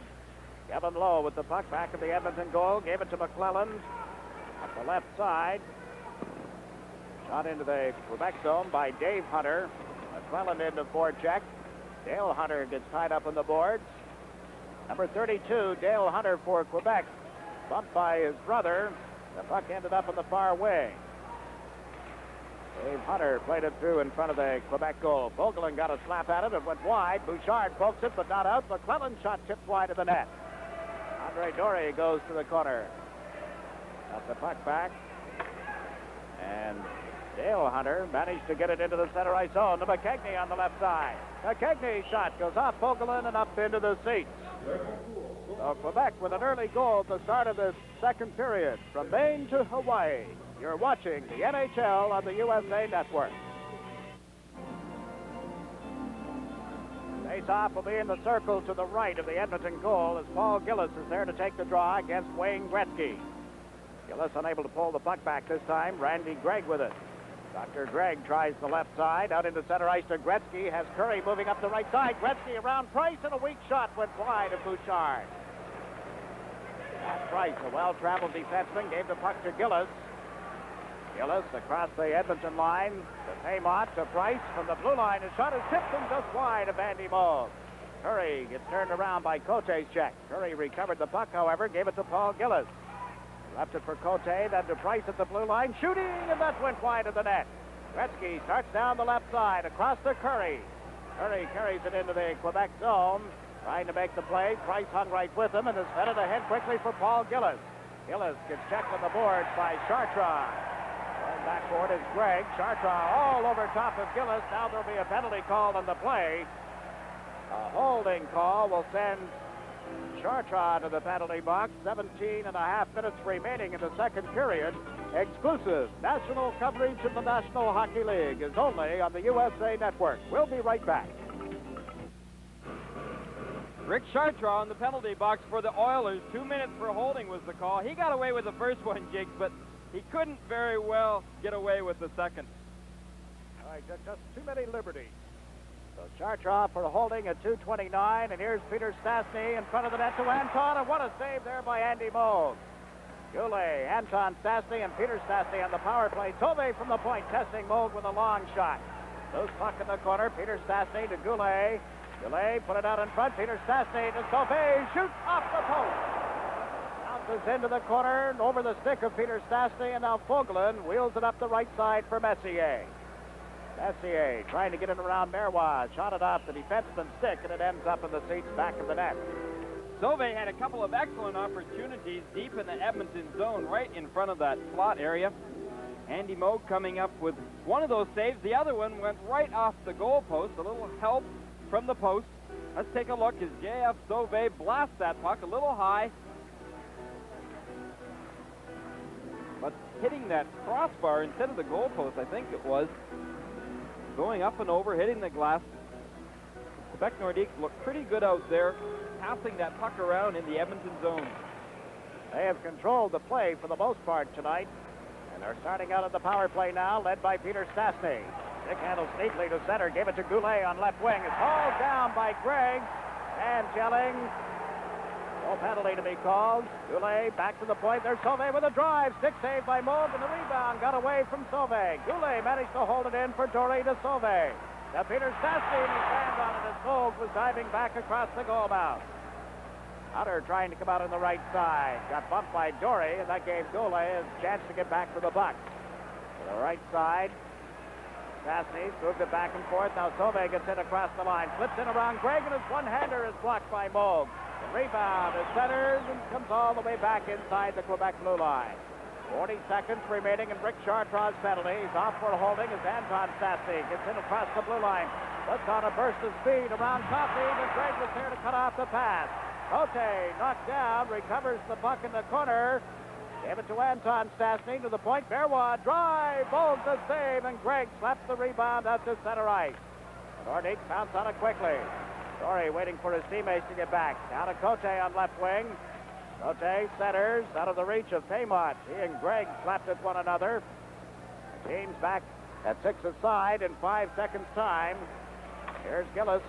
Wheels in around Curry, coming in on goal. Gillis to the right side, a drive, hit the side of the net. Paymont set it up neatly. Paymont checked by Curry, and Moog comes back to the net to clear the puck. Gave it to Gretzky on the right wing board. Paymont goes back to the net to pick up the puck. Put it out in front. Dory at the blue line.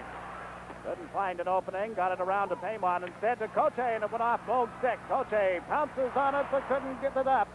And it ends up in the center ice zone. Curry overskates it. Chartrand with it now to Gretzky. Gretzky's pass is intercepted, and Cote gives it to Paymont for Quebec. Long shot on target. Moog leaves it for Lowe. Quebec in the middle of a player change.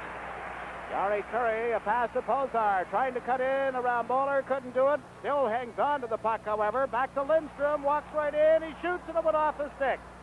Ends up at the side of the Quebec goal and is smothered now by Daniel Bouchard. It's been end-to-end here in the last couple of moments. For all our local systems, we'll pause now. The National Hockey League is coming your way on the USA Network. Well, the second period has begun to open up a little more, Mr. Green. It really has. The Nordiques have been the ones that have opened it up much more so. They're not laying back and playing all that defensively. They're going for it. We watch McKegney luck the puck in across the line. Gave it to Dory to the right side, and Hunter couldn't get to it. Here's Kevin Lowe. Lowe sent it up the left wing side. And offside as Kenny Linsman got into the Quebec zone. 3 other games in the National Hockey League. Let's get an update on those scores. Here's Al. Period. They're playing at the Meadowlands Arena in East Rutherford, and the New Jersey Devils and the Stanley Cup champions, struggling defensively lately, are tied 1-1. Both teams making some late changes. Quebec has McKegney on left wing. Over on the right side, Bo Berglund. And at center ice, it's Dale Hunter on the faceoff against Linsman. The puck comes back into the Edmonton zone where it's picked up by Lowe. Kevin Lowe across to Lee Fogelin. Fogelin, who was born in Chicago, just cleared at the center and it's shot back in offside. So we'll get another faceoff. I think Andy Moog has had some problems back in his own end zone tonight, and a lot of those problems were the result of his defenseman not helping him out a great deal, not so much himself. We're taking a look at the very bright president, Marcel Aubu, and now the equally intelligent coach of the Quebec Nordiques, Michel Bergeron. What an organization here in Quebec. The Nordiques front office were instrumental in getting overtime into the National Hockey League. Many of us were skeptical, I think, Gary, but all of us now are thanking them for not really an innovation, but another new wrinkle. It's been fun. Vogelin in the corner, got checked. McKegney picks up the puck, comes out in front of his drive, hit low. So Russell McKegney to the corner. The puck went back to Muller. The Hunter in front couldn't get a stick on it. Neither could Berglund. And Lindstrom fed Semenko on left wing, and he was too well covered. Rochefort backhands one that goes over the glass and up into the seats. We still have 13 and a half minutes remaining in the second period. It's amazing how one team can improve defensively so much as the Quebec Nordiques have this year. We take a look at one of their key defensemen, Normand Rochefort. But Michel Bergeron says that a lot of it has to do with the addition of McKegney and Savard that they acquired from the Buffalo Sabres. He said those two players have been very good defensively, have also allowed them the luxury. They've had a little bit more depth. They've been able to send out some other guys to kill penalties, not just use Goulet all the time. Now we watch Lapointe with the puck. Yeah, I would think after the years with Scotty Bowman's coaching, they would have to know the game defensively. The pass now for Peter Stastny in the Edmonton zone up to Anton, who was too well covered. McClellan left it for Hunter, who comes down right wing over the Quebec line. Hunter holding on to the puck, sent it across to the point. Gregg is checked. He got the stick up around Peter Stastny and will be sent to the penalty box. Under Randy Gregg with the high stick sets up a Quebec power play. They're already leading by a score of 3-1. A reminder that the USA Network is bringing you the National Hockey League. There you take a look at the famous Guy Lafleur's banner, who is retired and hanging here in the Quebec Colisée. That is not the Quebec Nordiques banner. That instead is the junior banner. That is the Quebec Rampart, a very good junior team here in the Quebec Major Junior League. The penalty to Gregg is for high sticking at 6:51 of the second period. The Quebec Nordiques with their third power play of the night now. Charlie Huddy broke up a pass. Sauvé gets over the line, lost it, and it's shot down the boards by Paul Coffey. Back goes Mario Marois. Gretzky comes in to forecheck. Force Marois to turn. The former New York Ranger brings the puck to the blue line. Into center ice, cuts to the left side, trying to get around Curry, and has backhanded it behind the net. Coffey slaps it high, out into the center ice zone. Gretzky reached and missed. This is J.F. Sauvé to Anton Stastny. Drop pass. Peter Stastny with it. Moves in on right wing. Centered one in front. That went off Andy Moog and is picked up by Marois. In bouncing off the boards right to Huddy, however, and he is backhanded it the length of the ice. The 1 minute is gone, and the penalty to Gregg. Bouchard moves it up the right wing board. Sauvé across to Marois. Move in across the Edmonton line. Anton Stastny handling the puck. Back to Hunter. Sauvé behind the net, and Coffey took it away from him. Well, Coffey uses the boards, but failed to clear it out. Anton Stastny trying to pick it up. It was knocked away from him. Coffey has sent Gretzky down the left side. Gretzky waits for Curry to move in, but Price moved over to check Gretzky. Here's Goulet. 25 seconds remaining in the power play. Goulet stick handles his way to the Quebec blue line. Lets it in around Kevin Lowe. Anderson chases it. Hunter collides with Anderson, and Berglund picks up the puck. Berglund to Hunter. Hunter for Quebec to Berglund. Goulet out in front. They can't get the puck to him. Now Berglund gives it to Hunter. To Goulet. It's in his skates. He's knocked down, and the puck is covered by Andy Moog.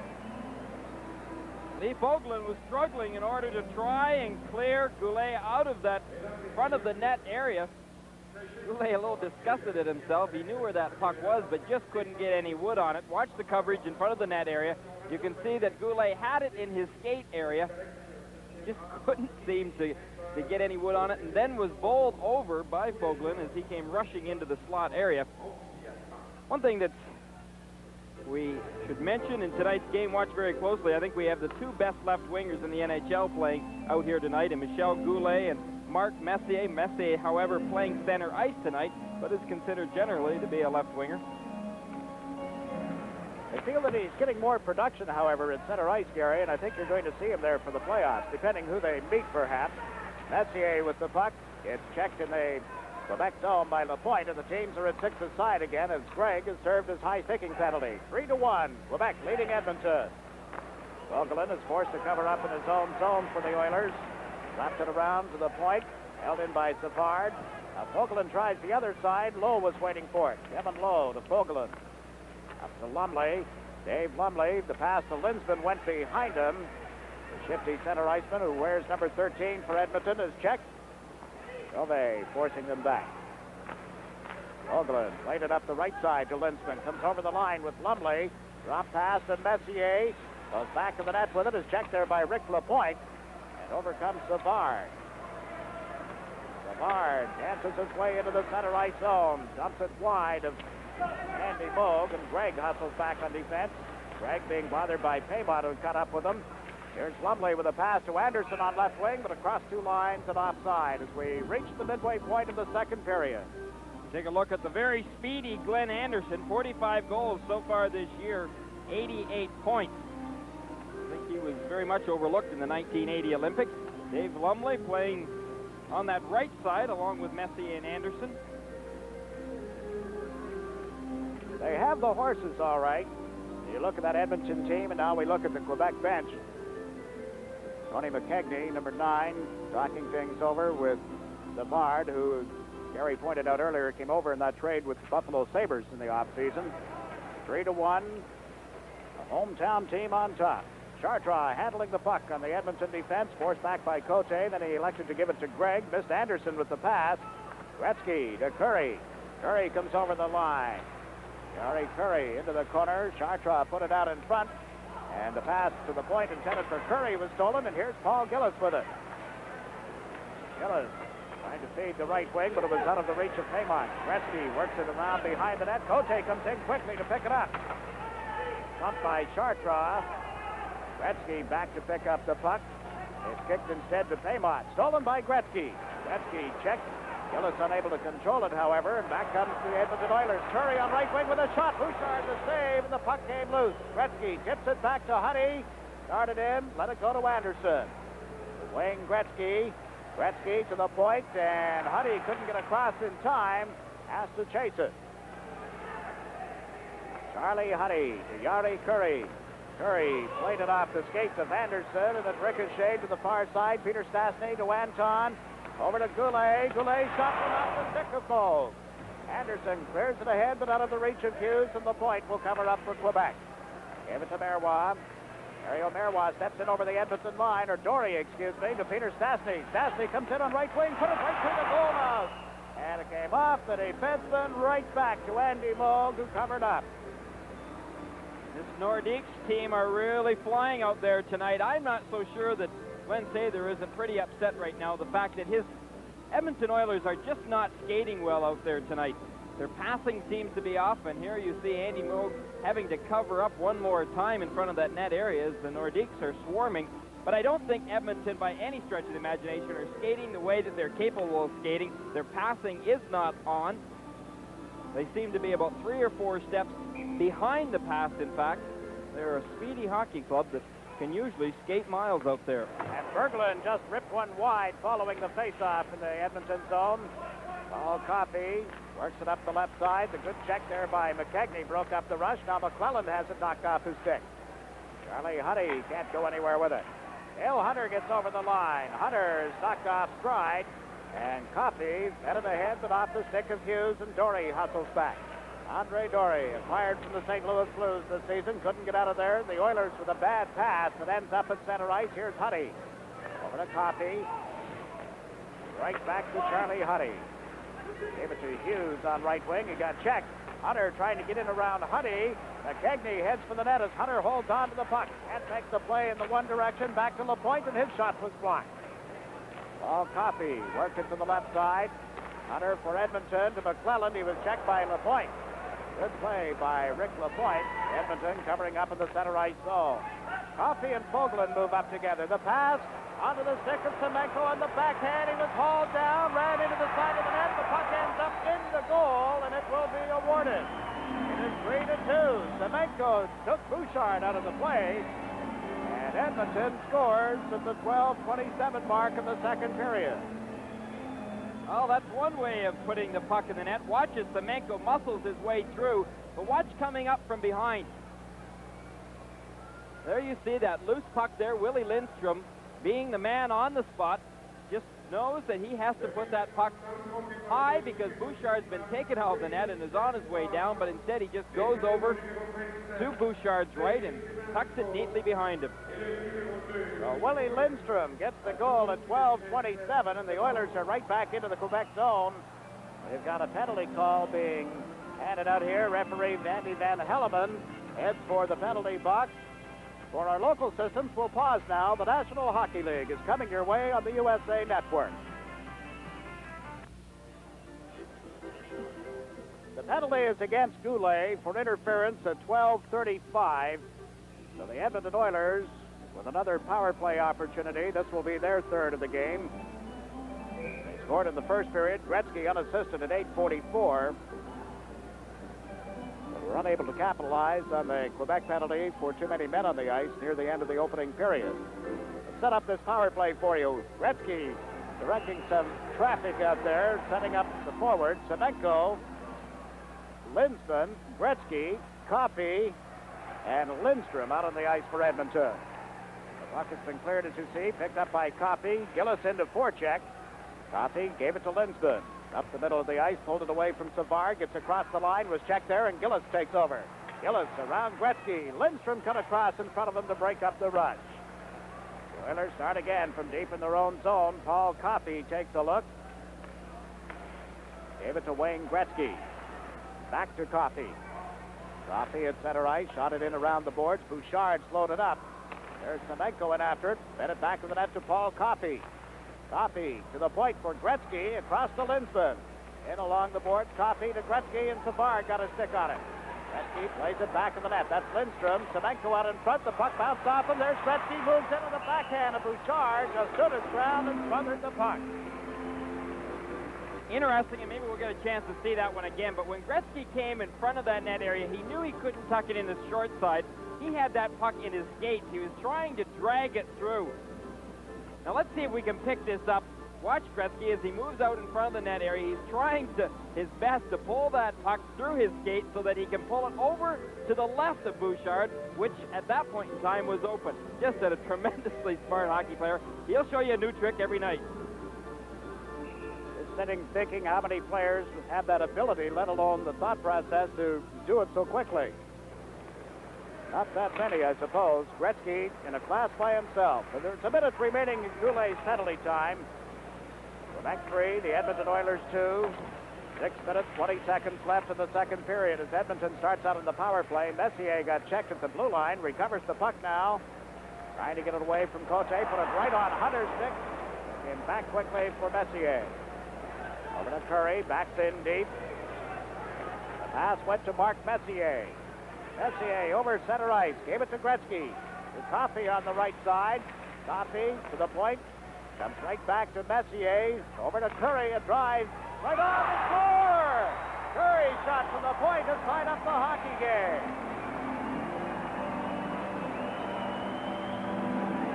Well, Jiggs, we can't say there was any English on that puck because Jerry Curry's finished. So maybe it was a little finish on the puck. But look at how it dropped. Took a real loop there. You can't blame Bouchard on that one. He went down to cover it. Let's see if we can see it from the goaltender's angle. You can see Bouchard's glove come up, then it went down, and I think the puck ended up going between his legs even. Jari Curry is 1 goal away from a 50-goal season. Barring a deflection on that shot, it appeared to go right between Bouchard's legs, clean on that shot from the point. Messier and Coffey get assists as Jari Curry records his 49th goal of the year.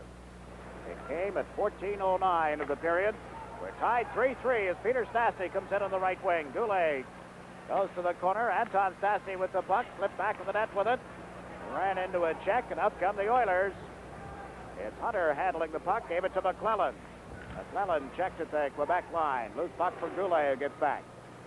Goulet gets tangled up in the boards. Rochford trying to dig it loose. Did.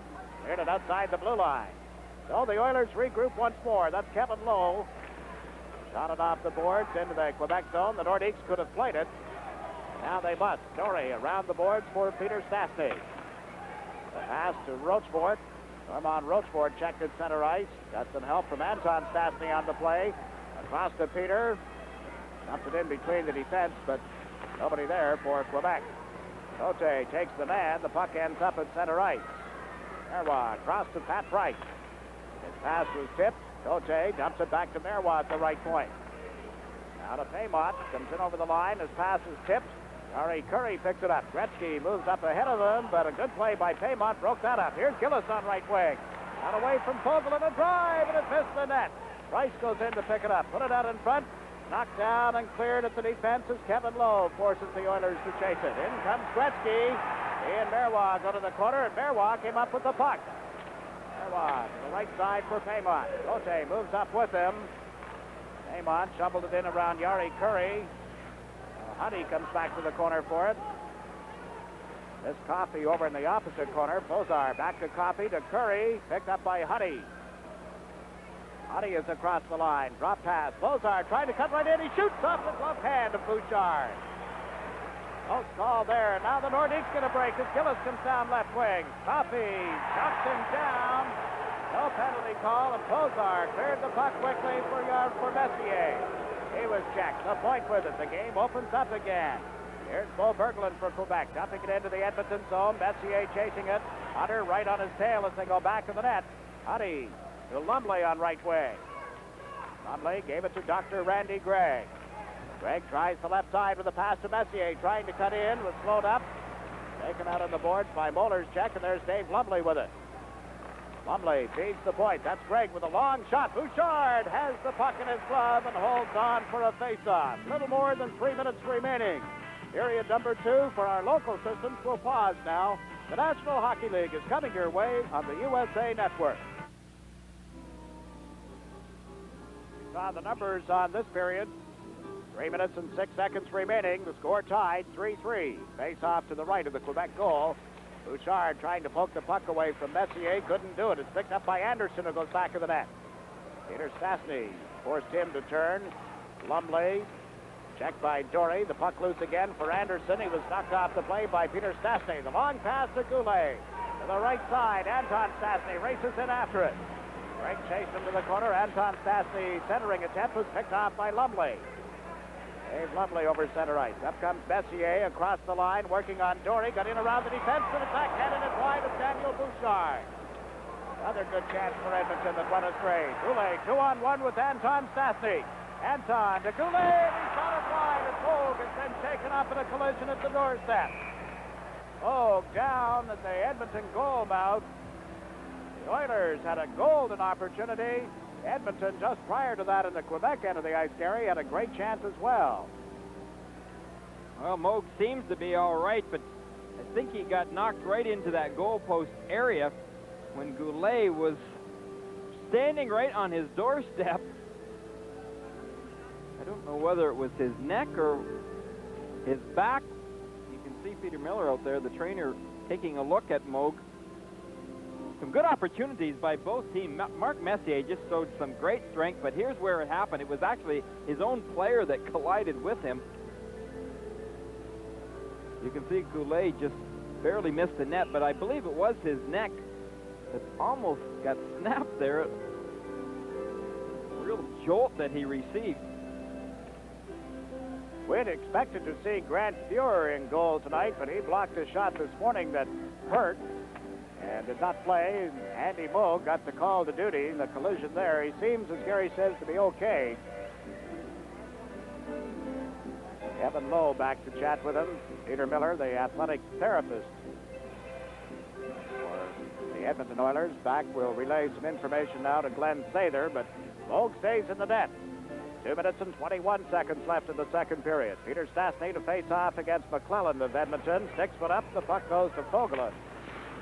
Chase to the corner. Berglund bumping with Lowe. Berglund comes out of the corner with it. Up through in front, but couldn't get a shot away. Hughes dumps it into the center ice zone. That's Dory back in the Quebec defense. Lost it on the boards. Vogelin ahead quickly to McClellan, who comes over the line with a shot off the stick of Norman Rochefort. McClellan unable to recover. Rochefort tangled up now with McClellan. This is Dory. The pass to Goulet. He's upended in the center ice area. Lee Vogelin will take a penalty as a result. Sets up a Quebec power play with less than 2 minutes to play in the second period. Well, Goulet appears as though he's shaken up on that play as well. Lee Vogelin stuck out his stick and Goulet went down. The trainer is out taking a look at him right now. You can see that he really went flying through the air. Whether or not that was a stick or whether it was a knee, well, I think it was a knee. That hurts as well. That can oftentimes result in a Charlie horse. Goulet's slow at getting up. The penalty officially is for interference, which covers a multitude of sins. Vogelin at the 18-13 mark. There you see him in the penalty box. The Nordiques have been unable to get their power play on track here tonight. They had one opportunity in the first period, then a couple early in the second period. This will be their fourth power play chance of the game. As we mentioned in the first period, Gary, their power play at home ranks 20th in the league. Only the New Jersey Devils have a poorer power play on home ice than these Nordiques. Well, if we're judging on tonight's basis, they've definitely had the opportunities. Sauvé, he parks himself in that high slot area, and he has had a number of excellent scoring opportunities. Let's see if he sets up there again. Nordiques controlling the puck. Sauvé and Marois at the point. This is Sauvé. The pass to Berglund, who gets over the line with the two Stastny. Berglund holding on to the puck over on right wing. Into the corner for Peter Stastny to Bo Berglund. Berglund, the Swedish rookie, able to recover it. Takes a look, got it to Marois from the point. His drive missed the net. Berglund chases it. Curry ties him up. The puck comes back to Sauvé. J.F. Sauvé lost it in Curry's skates, and Kevin Lowe moving up and dumped it down the ice. Marois with Gretzky right on top of him. The pass to Anton Stastny, to Sauvé, to Berglund on right wing. Chase to the boards and hauled down by Kevin Lowe. Lowe covers up on the puck. We'll get a face-off to the left of the Edmonton net with 54 seconds left in the period. When the Oilers are killing penalties out there, you have to be very conscious of number 99, Wayne Gretzky. He has got 12 shorthanded goals so far this year. He's as dangerous killing penalties as he is on the power play, practically. Gretzky right now going off the ice as the second unit, penalty killing wise, coming on. Kenny Linsman taking the draw. Goulet moves up on left wing. Peter Stastny to take the face-off. Paymont over on the right side for Quebec. Linsman chops the draw into the corner, and Coffey fires it high down into the Quebec territory. Now Hunter comes out on the ice along with Hughes, and back of the play, Goulet was flattened as Linsman headed for the box. He got a piece of Goulet. The fans yelling about that. The puck loose in the center ice zone, picked up by Hunter, across to Hughes. Hughes the drive, Bouchard the save, the rebound is poked right through the goal mouth. Sauvé on top of it. 25 seconds left in the period. Sauvé got the pass to Marois, backhanded it to the blue line where it was knocked down by Huddy. Huddy's pass. Hunter to Hughes, but it's offside as the Oilers moved into the Quebec zone with 15 seconds left in the period. This Edmonton team leading the NHL and have set a new record as well. They now have 35 shorthanded goals against. Now, how would you like to be playing in that Smythe division? Because I know that a number of teams in there, Winnipeg being one, have had a lot of shorthanded goals scored against them. But when you're playing against Edmonton so often, you're just bound to have that number. I believe Gretzky, in fact, is something like 5 or 6 shorthanded goals against Winnipeg alone. You can't decline the penalties, huh? Not a bad idea, though, Jake. Matt Hughes ready to face off. Hunter stepped out. That's Dale Hunter of Quebec. Now he's going to move over to the right side, and to take the face-off, it's Paul Gillis, who pulled it back to Price. The center ice for Gillis, lost it in his skates, and got bumped by Hunter, who moved up for Edmonton. Over the line comes Dory with a shot that was wide of Moog, and rebounded out in front, and Moog covers up with 2 seconds remaining in the second period. We'll see whether or not Michel Bergeron decides to pull his goaltender out. Face off deep in the Edmonton zone. There's no time for Edmonton to be able to put that puck in the net. The proven time has usually been considered to be 3 seconds. Here comes Bouchard. He is coming out of the net in favor of the extra attacker. Let's see who Quebec sends out there. Jimmy Mann is out on the ice along with Hunter, Dory, Taymont, Peter Stastny. And it's going to be Cote, apparently. They have all 6 men deep in the Edmonton zone. The strategy, Peter Stastny, a left-hand shot, is going to try and get it back, apparently. Went to the boards. Dory lets one go. And there's the siren ending the second period. So the Edmonton Oilers battle back here in the second period and have evened up the score. The period open at times, then tight checking, a strange period. But coming up on our intermission, Dr. Randy Gregg will be visiting with Al Troutwick. The score after 2 periods of play here at Le Colisée in Quebec City is the Edmonton Oilers 3 and the Quebec Nordiques 3. Second intermission activities will begin from the Colisée in Quebec City in just a moment.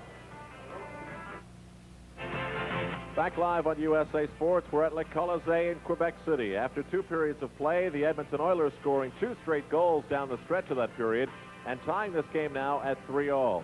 There have been a lot of skating going on at this game tonight in both periods of play, and that means the defensemen are busy, including that Dr. Randy Gregg of the Edmonton Oilers. Working up a sweat, are you, Randy? Well, I sure am. It's a tough game with a hot building in Quebec City, but the way that Quebec forwards are skating on it, it makes us work a little. Now, Randy, one of the reasons that a lot of people want to talk to you this year is this doctor situation of yours. You have a degree in medicine. You said you were going to give it a 2-year plan and play with the Edmonton Oilers for 2 years and then go back to medicine. What's the update on that? Well, I don't think of it very much, especially going into the playoffs right now. Our number one concern is to finish the season strongly and go into the playoffs with a big boost. I guess it's in the back of my mind all the time, and it's something that I have to decide, I guess, at the end of the season.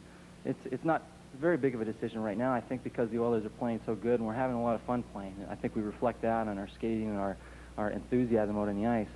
But for myself, individually, I guess I have to make sure that I don't lose too much because going back to medicine is going to be a very trying experience as well. I would guess with all the changes in that field that happen every day, you're going to have to do a lot of reading and spend some time in the library. Exactly, and I must admit, although we have a lot of time on the road, you're always thinking about hockey. You're thinking about the next game and some of the mistakes you've made before. So I'd like to be able to go down to the library and read, but it's really impossible. They pay me to play hockey, not to be a doctor. One of the things that you must be very defensive about, if I can use a pun, is that the Edmonton Oilers aren't a good defensive team. What do you say to someone who comes up to you and says that? Well, I think maybe they're a little naive about hockey. Certainly, we get a lot of goals scored on us, and I think that's reflected by the fact that we play such an offensive game.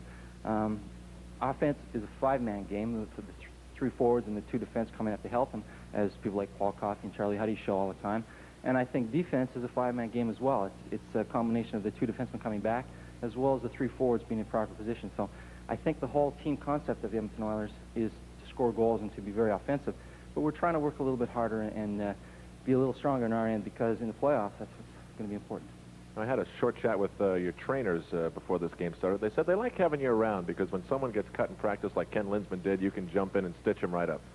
Well, yeah, that is, I guess, a nice benefit. I don't know who's going to stitch me up whenever I get cut, but it's something that if the players want me to help them out in, stitching is certainly nothing, and in certain circumstances, it's easier for me to do it than to go to the hospital. So it's not something that I'm looking around the dressing room to do, but if I can help them out, I will. Randy, you played hockey in Japan for 2 seasons, I believe. Do you keep in contact with anyone over there? Do you maintain any relationships as far as hockey here as compared to hockey there and people that want to know? Yeah, I do. I have a number of people that have watched me play over there, as well as some numerous friends that I played with. I've gone back a couple of times since then, and I plan on keep going back. Japan is a great country, and I've got a number of friends there. I think that their hockey is coming on. They just need a little bit more coaching and a little bit more emphasis on the fundamentals of the game.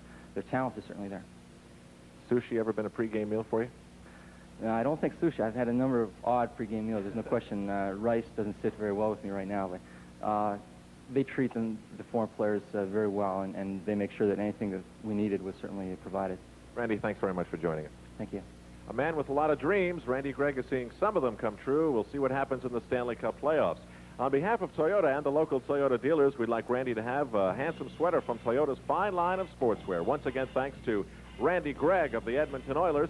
And a look at an Edmonton Oilers record, a National Hockey League record. In 1983, Grant Fuhr registered 13 assists. That's an NHL record for most assists by a goaltender in National Hockey League history. That's an ongoing record. Grant Fuhr could get more as this season continues. And we will continue on USA Sports with the Wall Street Journal late news and a look at overtime. Is it a success? Back in a moment.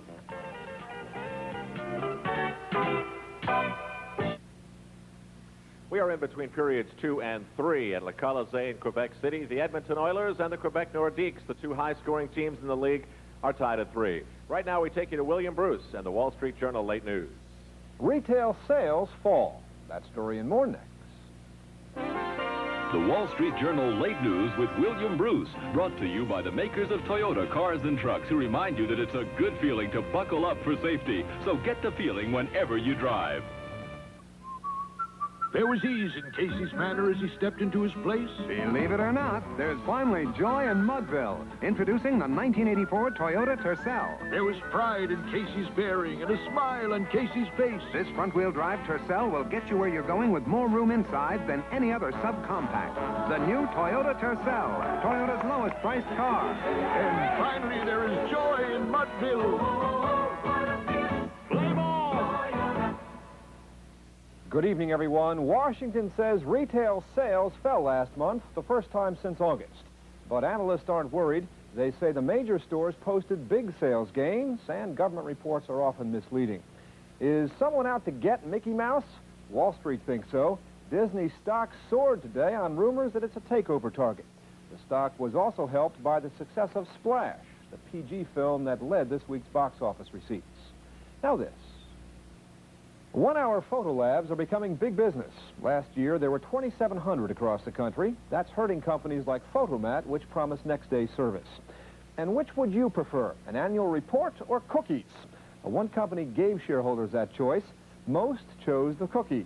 But the SEC said shareholders have to get a report. So everyone was sent the report along with the cookies. On Wall Street, stocks gained for the second day in a row today. The Dow picked up almost 10 points.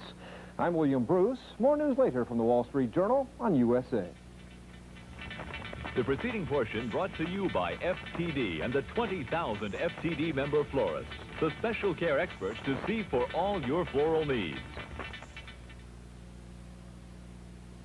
Al Troutwig back in the USA Sports studio. They haven't done what I'm about to tell you about since a month before Pearl Harbor.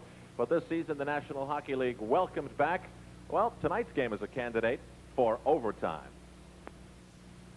On October 8, 1983, Islander winger Bob Bourne wedged his way into NHL history with this score.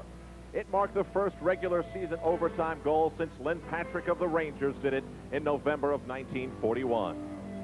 Since the NHL Board of Governors voted to reinstitute overtime last June, 125 games have been extended, with 50 being settled by sudden death. That's over one-third. Public response has been favorable. A little hockey player.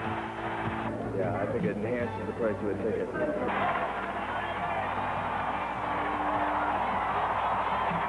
I like it a lot. I think it keeps the players playing for the whole 60 minutes and gives the fans something to watch instead of two teams trying to play for a tie the whole last period. The off-season decision has brought the fans to their feet, something that has the league's boss beaming. I haven't had one complaint from ownership or management about overtime, except that when their team lost, they say, well, I really don't like overtime. But that's the way it should be. And I certainly haven't had any complaints from the fans, and after all, that's why we put it in. The anticlimactic tie has reduced significantly from last season. Through 722 games last year, 110 ended in ties, compared to only 77 this year. While the tie represented 15% of last season's outcomes, only 10% of this season's contests have ended without a winner. I got a lot of fun with overtime, watching the games and also anticipating overtime in the games. Maybe they'll tie it up and we're going to go into overtime. Here's Howe at the point. Shot wide. Flyers. Poulin almost jammed it in. Now Barber with 5 seconds left. Here's Howe. Shooting. He scores! With 1 second left. The masses and the management are justifiably elated over the extra session. But what does labor think about working overtime? 5 minutes isn't that long, and time seems to go so fast because you're watching the pucks even that much harder than regular game. But it seems to really fly, at least for me anyway. I think it's good for the fans. I think it's in a way it maybe it's good for players. It gets more out of, I guess, the last 5 minutes of the game. If any indication is better, is that the fact that teams are going for the win and they're not sitting on that 3-2 lead at the end of the game. So it makes the last 5 minutes of the game better. The rough part is that you can go in another team's rink. Like we went into Buffalo and we're leading the game, and it was 4-3 and they tied up 4-4 and ended up beating us 5-4, and you figure, oh, you play 15 minutes and all of a sudden after 2 minutes you lose the game. So it's really disheartening when you're in another team's rink, especially when you want that point. But Brian, for every point in the standings lost away from home, there is the unexpected joy of turning a road tie into 2 points with a mere flick of a wrist. Left wing moving in. Doug Wickenheiser controlling for Montreal, gives it to Walter. To Tremblay to Wickenheiser. He shoots, he scores! Doug Wickenheiser wins it in sudden death overtime. Anytime you get a winning goal, it's nice, and in overtime it's even more so. How about the real victim of sudden death, the man all alone, whose only protection from the anguish of losing is the mask hiding his emotion? It's like playoff pressure. There's more pressure there than during the regular game. It's not like the first 5 minutes of the first period. It's the game's over as soon as it happens, and I've been on both ends, winning and losing, and it's great to win, and sure it's disappointing losing. Regular season overtime is back, but no one is sure if it's forever. There's a pass back in. Score! Sundstrom's done it again.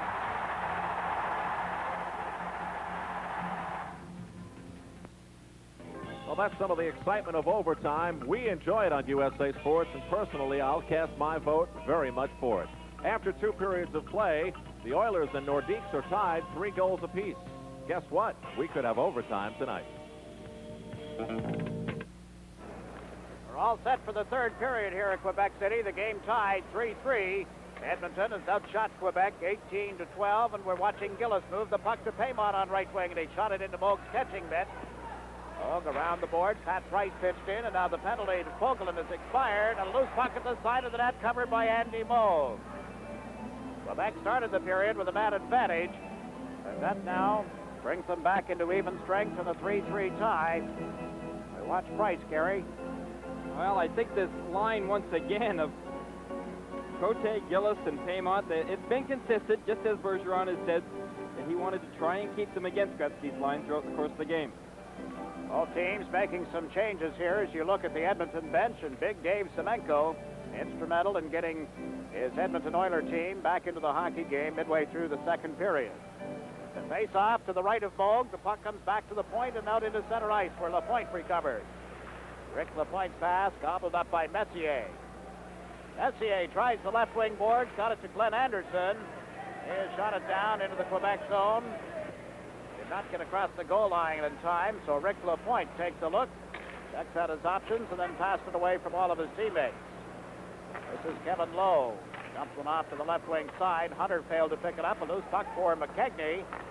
Back to Lapointe. Lapointe to McKegney on left wing. Off his stick. He and Fogelin chase it to the corner. Takes a line. The puck loose for Lowe.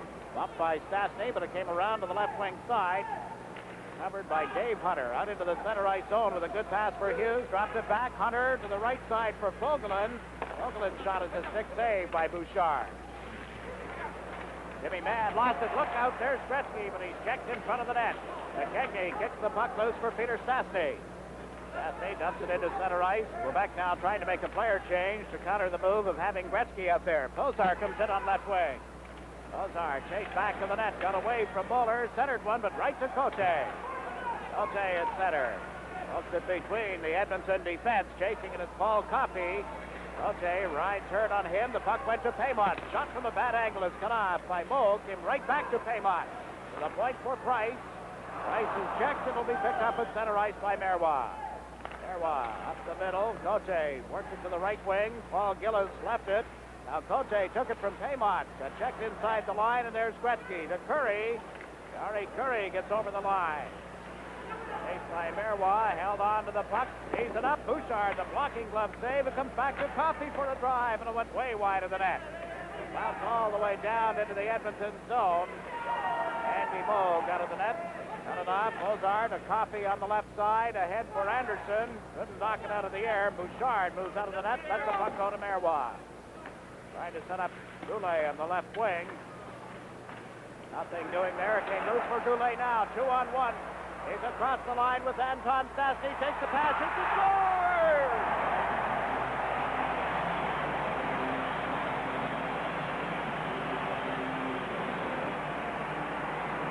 Quebec takes the lead on a big goal by Anton Stastny. I thought Stastny, and let's watch this replay, I thought Stastny was going to be a little bit too late coming up from behind. He took the pass on his backhand and just quickly put it on his forehand and then found room behind Moog. There you see it. He goes to the stick side. Good shot by Anton Stastny. Great shot. Look at it from another angle here. Hits the corner perfectly. Michel Goulet setting up Anton Stastny at the 2:35 mark. So Quebec is back on top. Peter Stastny will get an assist on the goal as well. 4-3, Quebec leading now as the puck has been dumped into the Edmonton zone. Hogue moved it around. Hughes was too well covered. Dale Hunter for Quebec was knocked off the play, and the Nordiques unable to get the puck back. Randy Gregg dumps it into the Quebec zone. It's going to go wide. Comes out to Bouchard, who had to play it, thus no icing. Torrey is double teamed. Hunter put it out in front of the Edmonton goal. McClellan couldn't reach it in time, and there's McKechnie out to Bo Berglund. Hooked it between the defense. Going backboard is Gregg. Randy Gregg found an opening. That's going to go the length of the ice. A point back to put a stick on it. An icing call against the Edmonton Oilers. But Quebec has gone out on top again. Coast-to-coast coverage of the National Hockey League is only on the USA Network. We'll be right back. Face-off coming in the circle to the right of the net. You just saw the back of Anton Stastny. Scored his 20th goal of the year from Goulet and Peter Stastny at 2:35. Nordiques got the draw, and Goulet was hauled down immediately. A hooking penalty being called against Lee Fogelin sets up one more Quebec power play. That's the second time tonight that Lee Fogelin has been guilty of hauling down Goulet. You remember just in the second period that Fogelin gave Goulet a knee that sent Fogelin to the penalty box.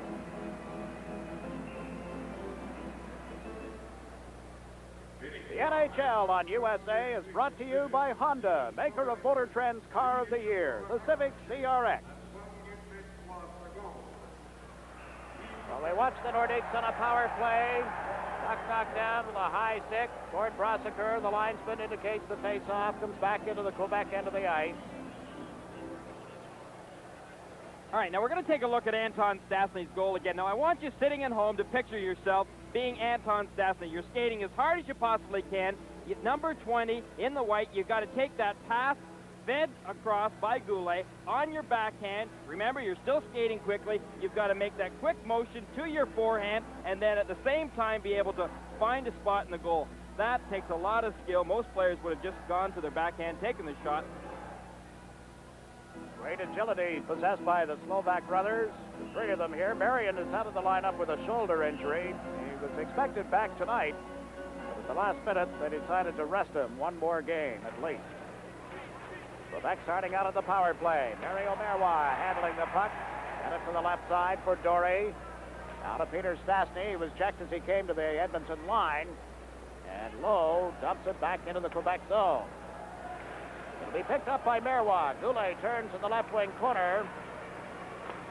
Moves up the boards, took the pass from Marois, then immediately to Peter Stastny, who gets over the line. Gave it to Anton, let it go, and it was blocked by Lowe. Sauvé holds it in. Anton Stastny to Peter, back to Anton. Across it goes, Marois at the point, beats Sauvé. And Marois shooting, moves the save. The puck goes to the corner where Goulet dumps it back in the net. Peter Stastny out to Marion, and a shot hits the side of the goal. Back come the Edmonton Oilers into the center ice zone. Messier dumps it down. Bouchard out of the net to leave it for Marois. 4-3, Quebec leading. We're in the third period. Merwa ahead for Peter Stastny. Throws it away from the check of Hughes. Across, Sauvé unable to get a stick on it as it ricocheted off Goulet, and it's cleared down. Matt Price waits for his teammates to set up. Price gave it to McKegney, who had just come out on the ice. He's into the Edmonton zone with a pass to Sauvé on the right wing board. Centered it out in front, steered inside by Moog. Berglund with it now. Berglund to McKegney. Tony McKegney takes a look. Comes out of the corner. A pass to Sauvé. His shot was blocked. McKegney lets it go. The rebound in front. Hunter couldn't handle it as Moog had come up with a big pad save. It shot high now and into the seats at the side of the Edmonton players' bench. Still 20 seconds left in the penalty to Fogelund. You take a look there at number 9, Tony McKegney. He's got his 20th goal for the season so far. Combined with 27 assists, 47 points, he's been a good addition to this Nordiques team. There we see the Nordiques putting on that pressure. There's only 20 seconds remaining in Lee Fogelund's penalty. Quebec, considering the fact, as Jiggs has mentioned many times, that they've got such a poor power play at home, tonight have really had a number of opportunities every time they've had the power play. There's Dory with a blast. Six-hand save by Moog. Yes, it's not as if they're not getting any chances. This is their 5th power play, 10 seconds remaining in it. They haven't been able to cash anything in. Price picks up the puck deep in his own zone. Fogelund ready to step out on the ice. Andre Dory with it now. The team's at 6 aside again. Dory to Price. Price into the Edmonton zone. A pass off the boards for McKegney. Got wrapped up by Huddy. And the Oilers control the puck. That's Coffey back in the net. To the right side for Lindstrom. Off his stick, right to Price.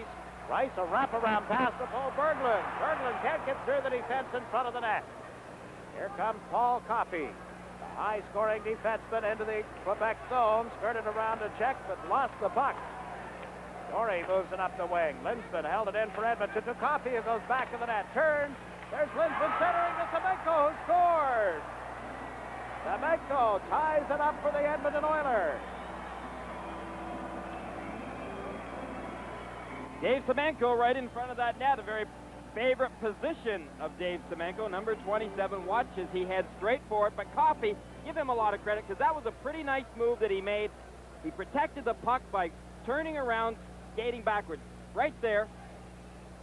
That pass, well, it wasn't really a pass, but the puck was laying there. Lindstrom just fired it out in front of the net area. Semenko caught Bouchard out of position and tucked it into the empty net. Semenko's 6th goal of the season. He has an assist here tonight as well and played a big part in a come-from-behind job done by the Edmonton Oilers to this point. But at the 6-minute mark of the 3rd period, our score is tied 4-4, and Hunter has the puck. Lost it just inside the Quebec line. It's picked up by Muller. Comes out of the corner, feeding it across to Peter Stastny. Up to Anton Stastny. The return pass was intercepted, and Hughes forces Quebec to cover up.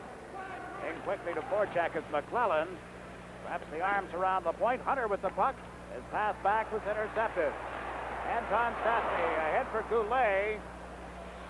Pick it up back of the net. Just no icing. Here's Peter Stastny with it now. Beats the blue line. Lapointe with a drive. Cut by Moog, and he'll hold it for a face-off. With the score tied 4-4, we'll pause and be right back to the Coliseum, Quebec City. There he is, number 99, Wayne Gretzky. Leads the league in a lot of departments, but not in shots on goal, Gary. Ray Bourque leads the league in that area. That's very surprising, isn't it? Curry is across the line with a drive that's grabbed by Bouchard. He dropped it for Merwa. Up the left side, Coche nudged it out into center ice. Paymont came over but couldn't knock it away from Lowe. So the Nordiques are forced to go back. Merwa uses the boards to give it to Pat Price. Back to Merwa. Tries to come out on the left side. Paymont got it across to Coche. Coche put it right on Gretzky's stick as he was back checking. Now to Curry. Dumped it in, intended for Bozar. Bouncing puck that he couldn't handle, and out comes Paul Gillis. They've got Gillis, Cote, and Paymont working on this Gretzky line with Curry and Bozar at the moment. Loose puck in the Edmonton end of the ice. It'll be picked up by Gretzky. Tipped it instead to Lowe. Now to Bozar. Across to Yari Curry on right wing. Curry taken off the puck by Rochefort's check. 4-4 tie. The Nordiques trying to come out of their own end. Merwas pass, and two Oilers collided as Anderson and Huddy went down. And here's Gillis to Cote. Cote back to Gillis, and it was spinning off the catching, or the blocking glove at least, of Bogue. It ends up in the right wing boards and underneath Charlie Huddy. Well, we're going to start wondering who's covering who out there tonight, because once again, some great offensive action out of that line of Cote, Gillis, and Paymont. There you see an excellent opportunity. Actually, it was the Edmonton player that came back and was deflecting that puck. He was trying to deflect it and knock it out of the air. Instead, he almost put it in his own net. Andy Moog coming up with the save. Paul Gillis, who got the scoring parade started tonight for Quebec. Unassisted goal at the 42-second mark back in the opening period. He has an assist as well. The face-off is to the right of the Edmonton goal. Just over 12 minutes left in the third period. We're tied 4-4. Peter Stastny, Anton Stastny on the right, Goulet on the left side, and the puck goes to the corner. Huddy and Anton Stastny bumped. There's Lumley feeding it to Coffey. A long pass blocked at the blue line. Lumley got a stick on it, gave it to Anderson. He's over the line with Messier and Lumley. The pass to Messier. Lets the shot go, and Anderson, or Lumley at least, unable to tip it by Bouchard. A great opportunity again for the Edmonton Oilers. For our local stations, we'll pause now. The National Hockey League is coming your way on the USA Network. A look again at Wayne Gretzky, the Edmonton Oilers bench. Gretzky has a goal tonight, giving him 82 on the season. Also 899 career points in the regular season. Not this year, his career. Goulet is across the line with a pass to Anton Stastny. To Peter, went to the backhand, and Huddy took it away from him. Charlie Huddy around to Glenn Anderson on left wing. Messier comes over center ice. Sent it to the right side. Huddy drops it to Messier. Across, and Anton Stastny broken up, and here's Coffey moving in. Got checked by Dory. Anton Stastny moving out, was tripped up. There'll be a delay penalty in effect. Peter Stastny moves in deep. Rounds the net, comes in, he scores!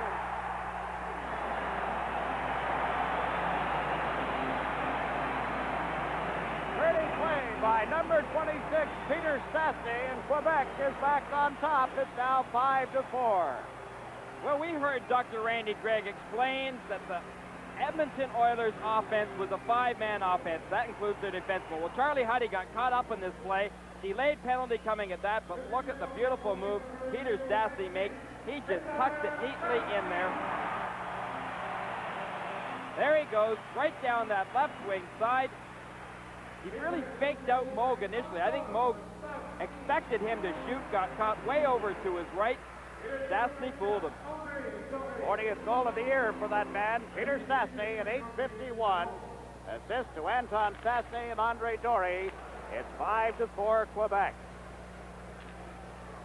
Locked up down into the Edmonton end of the ice.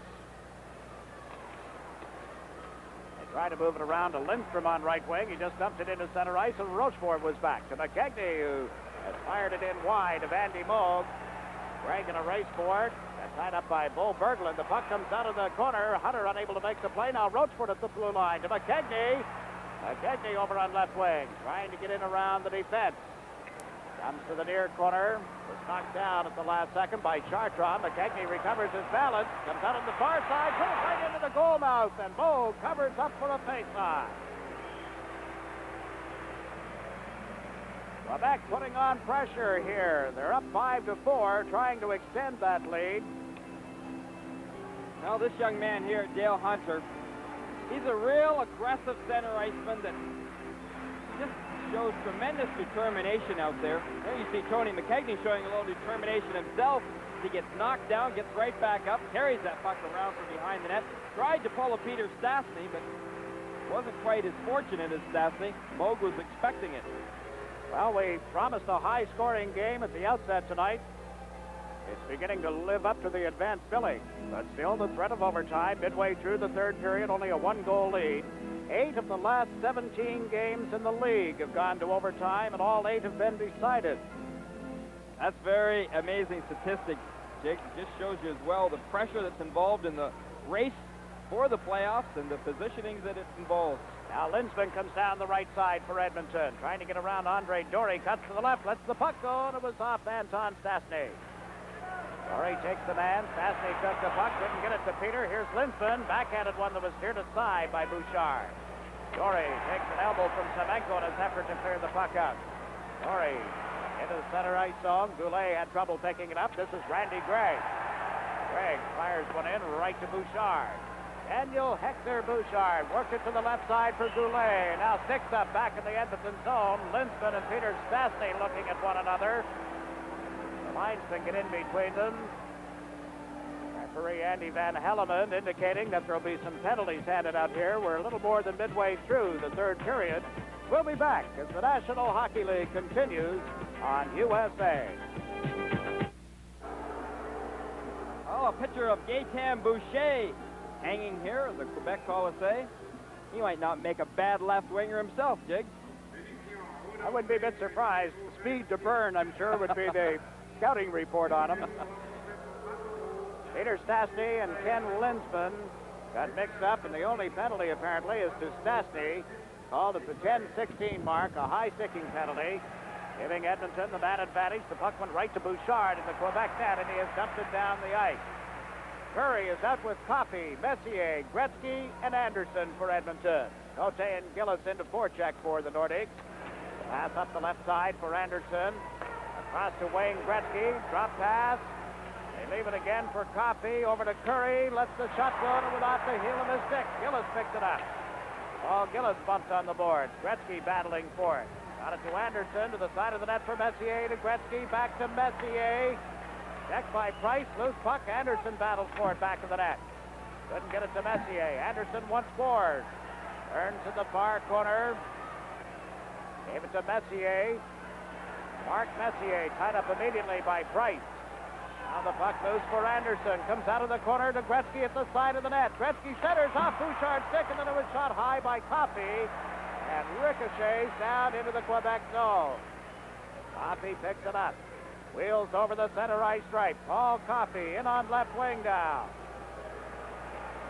Looks for somebody in front. At the blue line, Curry working it back and forth with Gretzky. This is Curry to Gretzky. Gretzky to the corner.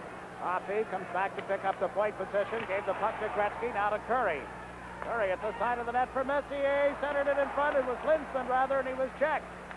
Kenny Linsman to Wayne Gretzky. Out to Linsman, who knocked it down. Couldn't get a shot away. It's smothered by Bouchard, and there's no further play. 21 seconds remaining in the penalty to Peter Stastny. Quebec setting up that power play beautifully, but no results thus far.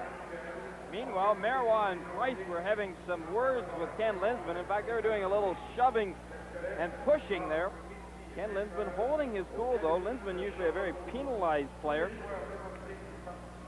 But he knows the benefit right now of keeping his cool and keeping this power play going for the Edmonton Oilers. 21 seconds remaining yet on Peter Stastny's penalty. Very important for the Nordiques to kill this one off. A three-way trade that benefited all three teams a couple of years ago. Mark Howe going to Philadelphia, Linsman over to Hartford, and eventually on to Edmonton, and return for Risto Siltanen, who has sparkled for Hartford, although they don't appear to be destined for the playoffs again this year. There's Savard killing off the penalty, lofting it out into the center ice zone. Gillis knocked it down, lost his balance in pursuit of the puck, and back comes Paul Coffey. It slipped off his stick and shot down the boards by Dory. That will kill off the penalty against Peter Stastny. Now 7 minutes and 42 seconds left in the third period. Quebec 5, Edmonton 4 as Linsman turns with the puck. Eddie Linsman over center ice. Checked finally at the Quebec blue line. The puck picked up by Peter Stastny. Around the boards, gave it to Rochefort. Up to Goulet, dumps it into center ice. Savard couldn't get a stick on it. Peter Stastny did, but put it over the glass and into the seats at the side of the penalty box. Peter Stastny with a big goal at 8:51, putting Quebec back on top, Gary. Well, Peter Stastny so far this year, second in scoring this team, behind Michel Goulet, but only by 1 point entering this game anyway. He's got 39 goals, 69 assists, 7:20 remaining in tonight's game. Edmonton down by a goal, trying to come out of their own end of the ice, mishandled the puck. Chartrand chases it. Chartrand put it right on Goulet's stick, a drive, grabbed by Moog, and he'll hold it for a face-off. Now have 7 minutes and 7 seconds left in the third period. That power play seemed to get Edmonton skating and passing a little bit better than they had earlier in the game. First period, they seemed to be a little bit sluggish. Second period, they really came alive. They are such an explosive team that with 7 minutes and 7 seconds remaining yet, we just never know what this score could yet be. You know, one of the strange things when you look at Edmonton and Quebec over the years, while Edmonton has won the last 3 games against the Nordiques, their lifetime record is 7 wins, 8 losses, and 1 tie against Quebec. Apparently, the Nordiques have had some mastery until the last season or two. Peter Stastny will face off for the Quebec Nordiques. Hold the draw back. The point shot was off the stick of Moog. Ends up in the near corner, fed up the boards for Randy Gregg. Out to center ice, the pass to McClellan, comes over the line. McClellan's shot went wide of Bouchard. Here's Hunter for Edmonton. Sets up the play with a pass into the corner out in front, but didn't arrive for Hunter. Hunter works it back of the net. McClellan, then Hughes went after it. McClellan takes a hard check from Moeller, and the puck is sprung loose for Anton Stastny. Across to the left wing for Goulet. Goulet, one of the best left wingers in the league, trying to get in around Hughes. He was slashed, and Hughes is going to go off. Hughes broke his stick on that slash. Goulet is upset, looking for Pat Hughes. Referee Andy Van Helleman has already ticketed Hughes for the penalty box. And heated words exchanged just inside the Quebec blue line, but nothing further. For our local systems, we'll pause now. The National Hockey League is coming your way on USA.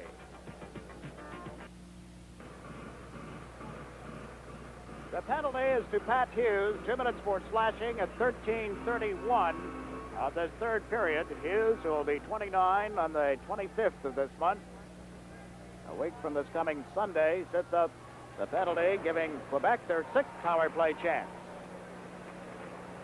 They pounce on it deep in the Edmonton zone, but couldn't control it. Here's Marois at center. He and Price on the point.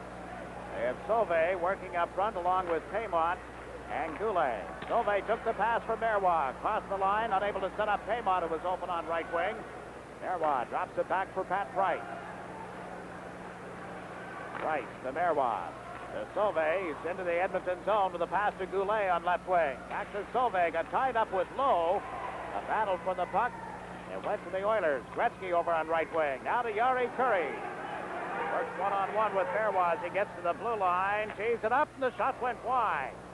Oh, along the ice, but just to the left side of Bouchard. McKegney unable to pick it up. Here's Price for Quebec. To Marois. Marois, good play for McKegney. Comes over the line, working on Fogelin of Edmonton. Around behind the net, that's Paymont with it now. Back to the point. Across to Marois. Into Paymont. Now to Rick Lapointe. Lapointe being watched by Gretzky. Elected to give it to Marois. Then in along the boards. Peter Stastny to Marois, and he shot it wide. Rolls off the mesh at the back of the net. It'll be picked up by Fogelin. Gave it to Wayne Gretzky on right wing. Gretzky turned and flipped it down inside the Quebec zone. 30 seconds left in this power play as McKegney gets loose on left wing. Walks in, shoots. Pad save by Moog. Rebound back of the net now. Controlled by Coffey. Coffey played it off Lapointe at the blue line and ricocheted to Linsman on left wing. Up comes Coffey as well. The pass to Coffey. Shoots and scores. Short-handed goal for Paul Coffey, and we're tied 5-5. You know, Jiggs, I was just about to say that seeing how the Quebec Nordiques were having such a tough time scoring in the power play, they just better make sure defensively. The thought never quite got out, but the action sure did. Coffey streaking up that right side. Great pass he received, and he just picked that corner beautifully. Linsman, who's really played well, especially this third period. He's really shown some great spark. Fed Coffey with a beautiful pass. Paul Coffey getting his 36th goal of the season. The first short-handed goal for Paul Coffey, and one more notch in an Edmonton record in the National Hockey League book for short-handed goals in a season. Linsman gets the only assist. 10 seconds remaining in the penalty against Hughes. And now a 5-5 tie here in Quebec City as Rochefort gave the puck to Dory. Hunter for Quebec into center ice. Oh, what a collision as Vogelin cut in front of Berglund. The team's at 6 aside again. Linsman feeds it to Hunter. Hunter for Edmonton, shot it up into the seats. But off Dory's stick as he poked it out in front of him. We now have 4 minutes and 19 seconds left here. There are 3 other games in the National Hockey League. Let's get an update on the scores. Here's Al. All right, Jigs, we've got 2 scores to update you on. Third period at the Meadowlands Arena in East Rutherford. The Islanders have scored 4 straight. They lead the Devils 5-1 now. That'll take some heat off the pressure applied by Washington. And in the second period, the Hartford Whalers and St. Louis Blues, no score. St. Louis trails second place Detroit and the Norris by 2 points. Later tonight out on the West Coast, the Pittsburgh Penguins and the Vancouver Canucks. And here we're faced with the final 4 minutes and 19 seconds of the third period. And a 5-5 tie between the Nordiques and the Oilers. Anton Stastny and Glenn Anderson exchanging some words as they lined up for the face-off. The 2 linesmen came over to listen in. Now they're set for the drop of the puck. Messier and Peter Stastny went back to Rochefort. Around to Goulet on left wing. Lumley stole it. Lumley to Messier. In front to Anderson. Got tied up by Dory, and Goulet picks up the puck. Over the center ice stripe. Michel Goulet fires one, caught by Moog, and he'll hold it for a face-off. We're down to the final 4 minutes of this third period. USA Sports is bringing you the National Hockey League, and we'll be right back. Jump into a key matchup Wednesday on USA Special Edition NBA. Sidney Moncrief, Marcus Johnson, and the Bucks look to shoot to the top in the Midwest when they battle Dr. J, Moses, and the Sixers. USA Special Edition NBA, an early symptom of playoff fever. At 8 p.m. Eastern tomorrow. May not be seen in some areas. Face-off coming to the right of the Edmonton goal. Hunter on the draw for Quebec. It got tangled up in some skates, so they'll do it all over again. Exactly 4 minutes remaining in the third period. Hunter and McClelland on the draw. Loose puck. Berglund had it, lost it. There's Hunter for Edmonton.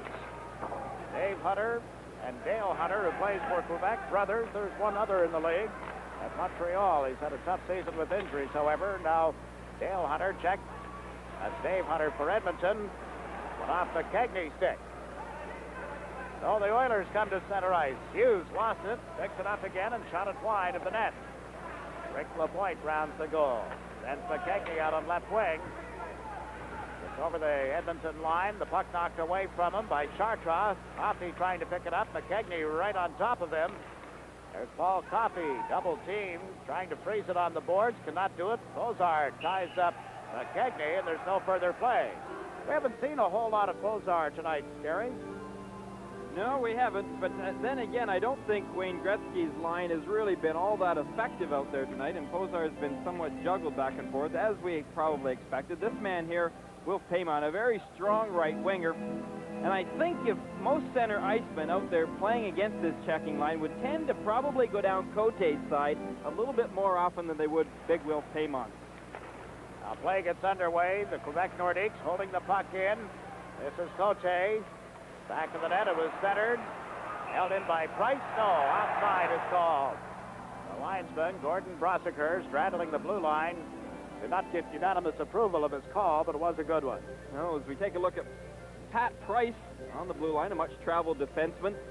Getting back to that Gretzky's left winger. We see Semenko out there in that position right face-off outside the blue line, but I think that they really could utilize a big, strong left winger that possibly could score them 30 or 40 goals. I don't think Dave Semenko fits in that category. Maybe a Clark Gillies from 6 or 7 years ago? Yes, indeed. Gretzky had his play broken up in the Quebec end of the ice. The puck came loose. Paymont back to Price. He and Marois together on defense. Gillis, Cote moving up along with Paymont. The puck loose behind the Edmonton goal. They shoot it around the boards. Here's Semenko on left wing. He's played an instrumental part in this game tonight for Edmonton. Price to Marois. Now ahead for Paul Gillis across the left wing. There's Cote trying to get in around Huddy. Huddy steered him to the corner. Gretzky comes in trying to pry the puck off the boards. Could not.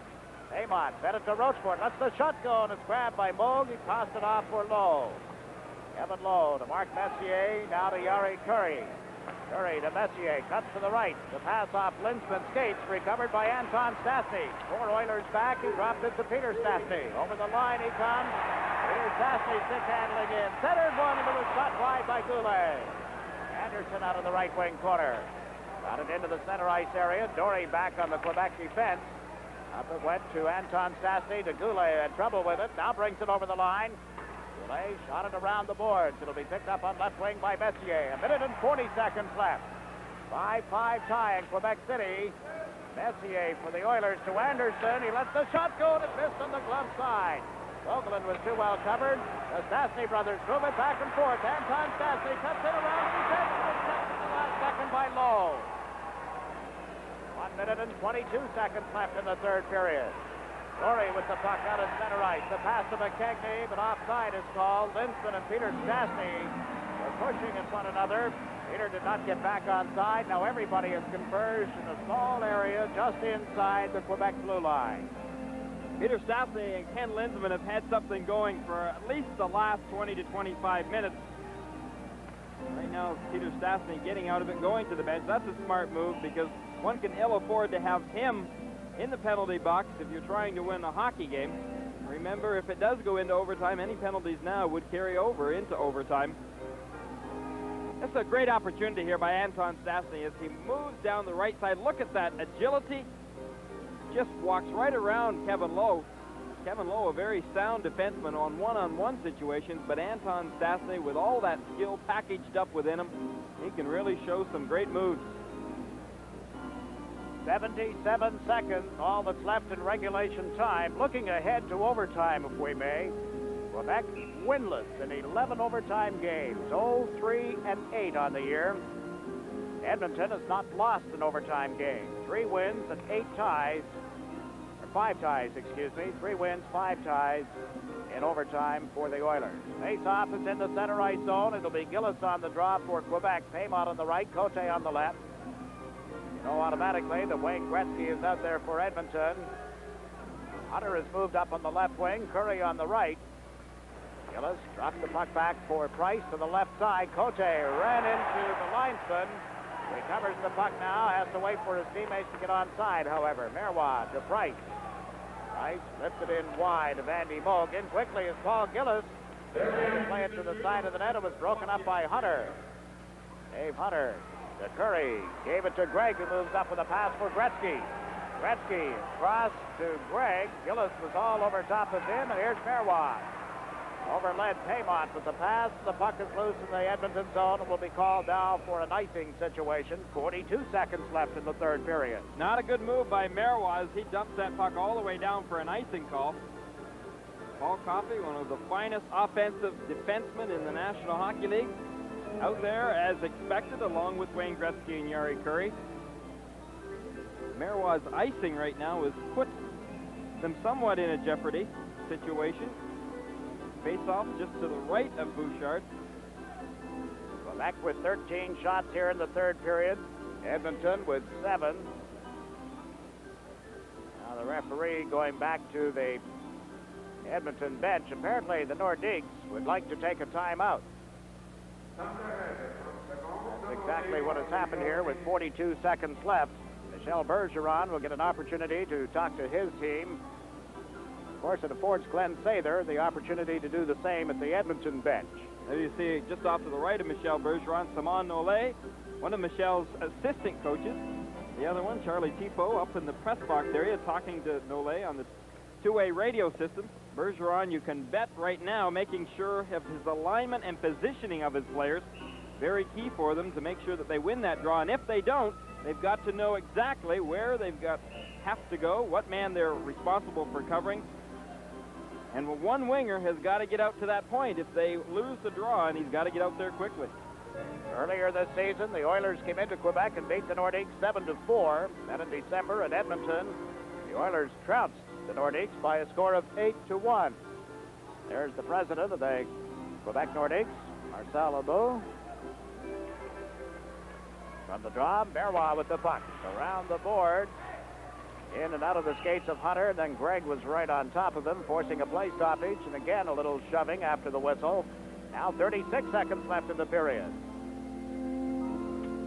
That's usually the move that you make if you win a draw, is utilizing those boards, except, remember, they're not in a luxury position that they can afford to just throw the puck down the ice for another icing call. Still 34 seconds. Oh, and they coughed it up as Price tried to get it to Marois. Lady Luck smiled, and out come the Quebec Nordiques. Hunter across to Paymont. It was out of his reach, and Coffey slaps it off the boards. It'll be picked up by Marois. Checked by Anderson, then recovered and dumped it into center ice with 17 seconds left. Gregg to Gretzky, and it went off his skate. Recovered by Will Paymont. Tries the left side. That's Cote getting over the line with a long shot off the blocking glove of Bowl. We have 6 seconds left. Paymont chases the puck. Paymont put it out in front. Nobody there for Quebec. And that will bring the third period to a close. The Quebec Nordiques and the Edmonton Oilers battle to a 5-5 standoff over 60 minutes and are facing overtime. Quebec going to overtime for the 12th extra period this year. Edmonton facing overtime for the 9th time. So we have overtime coming up. Before we get to that, let's go to Al Troutwig. Right, you are, Jiggs McDonald. Overtime here at Le Colisée in Quebec City. How appropriate. After the second period, we had a special feature and looked in depth at overtime and what it's done so far in the National Hockey League this year. So make this overtime number 126, and we can tell you that over 30% of the games have been decided and have not ended in ties. Now, Jiggs mentioned a couple of moments ago that Quebec has not won in 11 tries in overtime and that the Edmonton Oilers have not lost in 8 tries. Let's recap the scoring from the third period. The second period ended with the score tied at 3. It was Quebec on the board first. Anton Stastny from Michel Goulet and Peter Stastny at 2:35 for Anton, his 20th of the year. Then Dave Semenko really hustled and got his 6th of the year. Ken Linsman and Paul Coffey got the assist. That made it 4-4. Quebec jumped in front 5-4 on a beautiful length of the ice rush. Well, actually from center ice. Peter Stastny, his 40th of the year from Anton Stastny and Andre Dory at 8:51. That had the crowd on their feet. But then Paul Coffey, his 36th of the year, a shorthanded goal from Kenny Linsman, who made the rush out of his own zone at 15-16, and that tied the score at 5. We have a chance to look at it. This is Ken Linsman with the puck. And as he negotiates his way through center ice, Paul Coffey is filling up the right wing. And bang, right past Dan Bouchard. And with 4 minutes and 44 seconds remaining in the game, that just about eliminated the hopes of Quebec to win this one without having to score again. A wide-open game. We talked about lots of goals in this one, and certainly I would say that 10 goals between the Edmonton Oilers and the Quebec Nordiques qualifies as a high-scoring game. So now we will see in the next 5 minutes of overtime, or maybe less, whether Quebec can win their first or whether Edmonton can keep their undefeated overtime streak going. Back to the two guys upstairs. Well, it's a 5-minute overtime period, sudden death. We're looking at the Quebec Nordiques bench. Certainly, going to overtime is not new to either team. But a win would be something completely different, as Al pointed out, for Michel Bergeron and the Nordiques. Okay, Jiggs, we get to pick our teams here. Whoever loses buys dinner. I'll pick the Edmonton Oilers. Oh, really? It'll be a hot dog in that case. If I lose it. Long shot from the blue line, handled by Moog, and that's Coffey back of the net. Coffey across to Gregg, into the center ice area, and into the Quebec zone on Hunter to Curry, and his shot was blocked at the defense. Matt Price played it out of the reach of Paymont on right wing. Here's Gillis with it. Gillis gets over the Edmonton line, in around Coffey, and he shoots. Good save by Moog. Big rebound. Marois drive, missed the net. Comes back to the left side. Here's Price, but the goal is off the scoring. There's going to be a penalty as well. Paymont got jostled around in front of the net. The net came off its moorings, and Andy Van Hellemond is calling an interference penalty in overtime. It'll be against Paul Coffey. I think, Jiggs, that was an excellent call. Paul Coffey intentionally took that net off the moorings, and I think that that is what he's getting the call for. Take a look at it right here. I may be wrong, but Coffey purposely shoved that net, and as a result, would cause the delay of the game. We've talked so many times tonight about the lack of goals, however, by the Quebec power play. They get another opportunity. What a time to make it work. It really would. And you know, you can only go blank so long on a power play, even if you don't have the greatest statistics at home, before eventually you're going to score. Then again, we have to remember the short-handed situations and how the Edmonton Oilers love to score goals while they're killing penalties. See the linesman patching up the ice at the right goal post. 4 minutes, 28 seconds remaining in overtime. The penalty was for delay of the game. I called it interference. There was some jostling, but it had to do with the lifting of the net off the moorings by Coffey that results in this penalty. There definitely was a situation in front of that net area where Coffey was doing a little bit of holding as well. I think out of frustration then, he just took that net right off the moorings, and as a result, the Nordiques are on the power play. The two Stastnys and Goulet up front. Peter got the draw to Anton, to Marois at the left point. Sneaks in along the board, comes out in front with a shot, holds the save, and he holds on. Well, they'll line up once more in the Edmonton end of the ice. Red Sather making a change. McClelland has come off the Edmonton bench. He'll replace Linsman for this faceoff. McClelland has been excellent on faceoffs so far tonight. He hasn't won a lot, but he's always tied up his man, allowing the forward or the defenseman on his team to be able to come in and pick up that loose puck. John D'Amico won't let him have a chance here, however. McClelland and Peter Stastny are waved out of the face-off circle. Messier comes in for Edmonton. It'll be Sauvé for Quebec. Sauvé trying to pull it back. Got it to the point. Marois lets it go, and it's grabbed by Moog.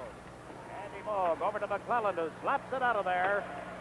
Chasing it back is Mario Marois. Hunter comes out to replace Linsman. Marois turns at his own end of the ice, chews up some valuable time. Now the pass to Peter Stastny across. There's Sauvé coming in on right wing. Goulet heads for the front of the net. They can't get the puck to him. Lowe clears it down the ice. A minute and 23 seconds remaining in the Quebec power play. Here's Marois. They missed Peter Stastny with the pass, and a bad play, actually, for Quebec. Hunter into forecheck, trying to tie up Peter Stastny, and succeeds in getting a face-off at the Quebec end of the ice. It'll be outside the blue line, but still better than having it somewhere else.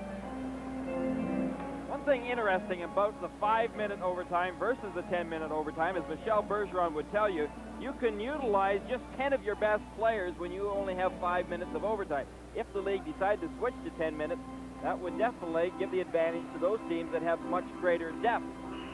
One thing that I've heard many coaches talk about as well, a lot of people thought overtimes would be decided by the best teams in the league. Now they're questioning to whether or not it will be decided by the youngest teams in the league, legs being a factor. Very good point.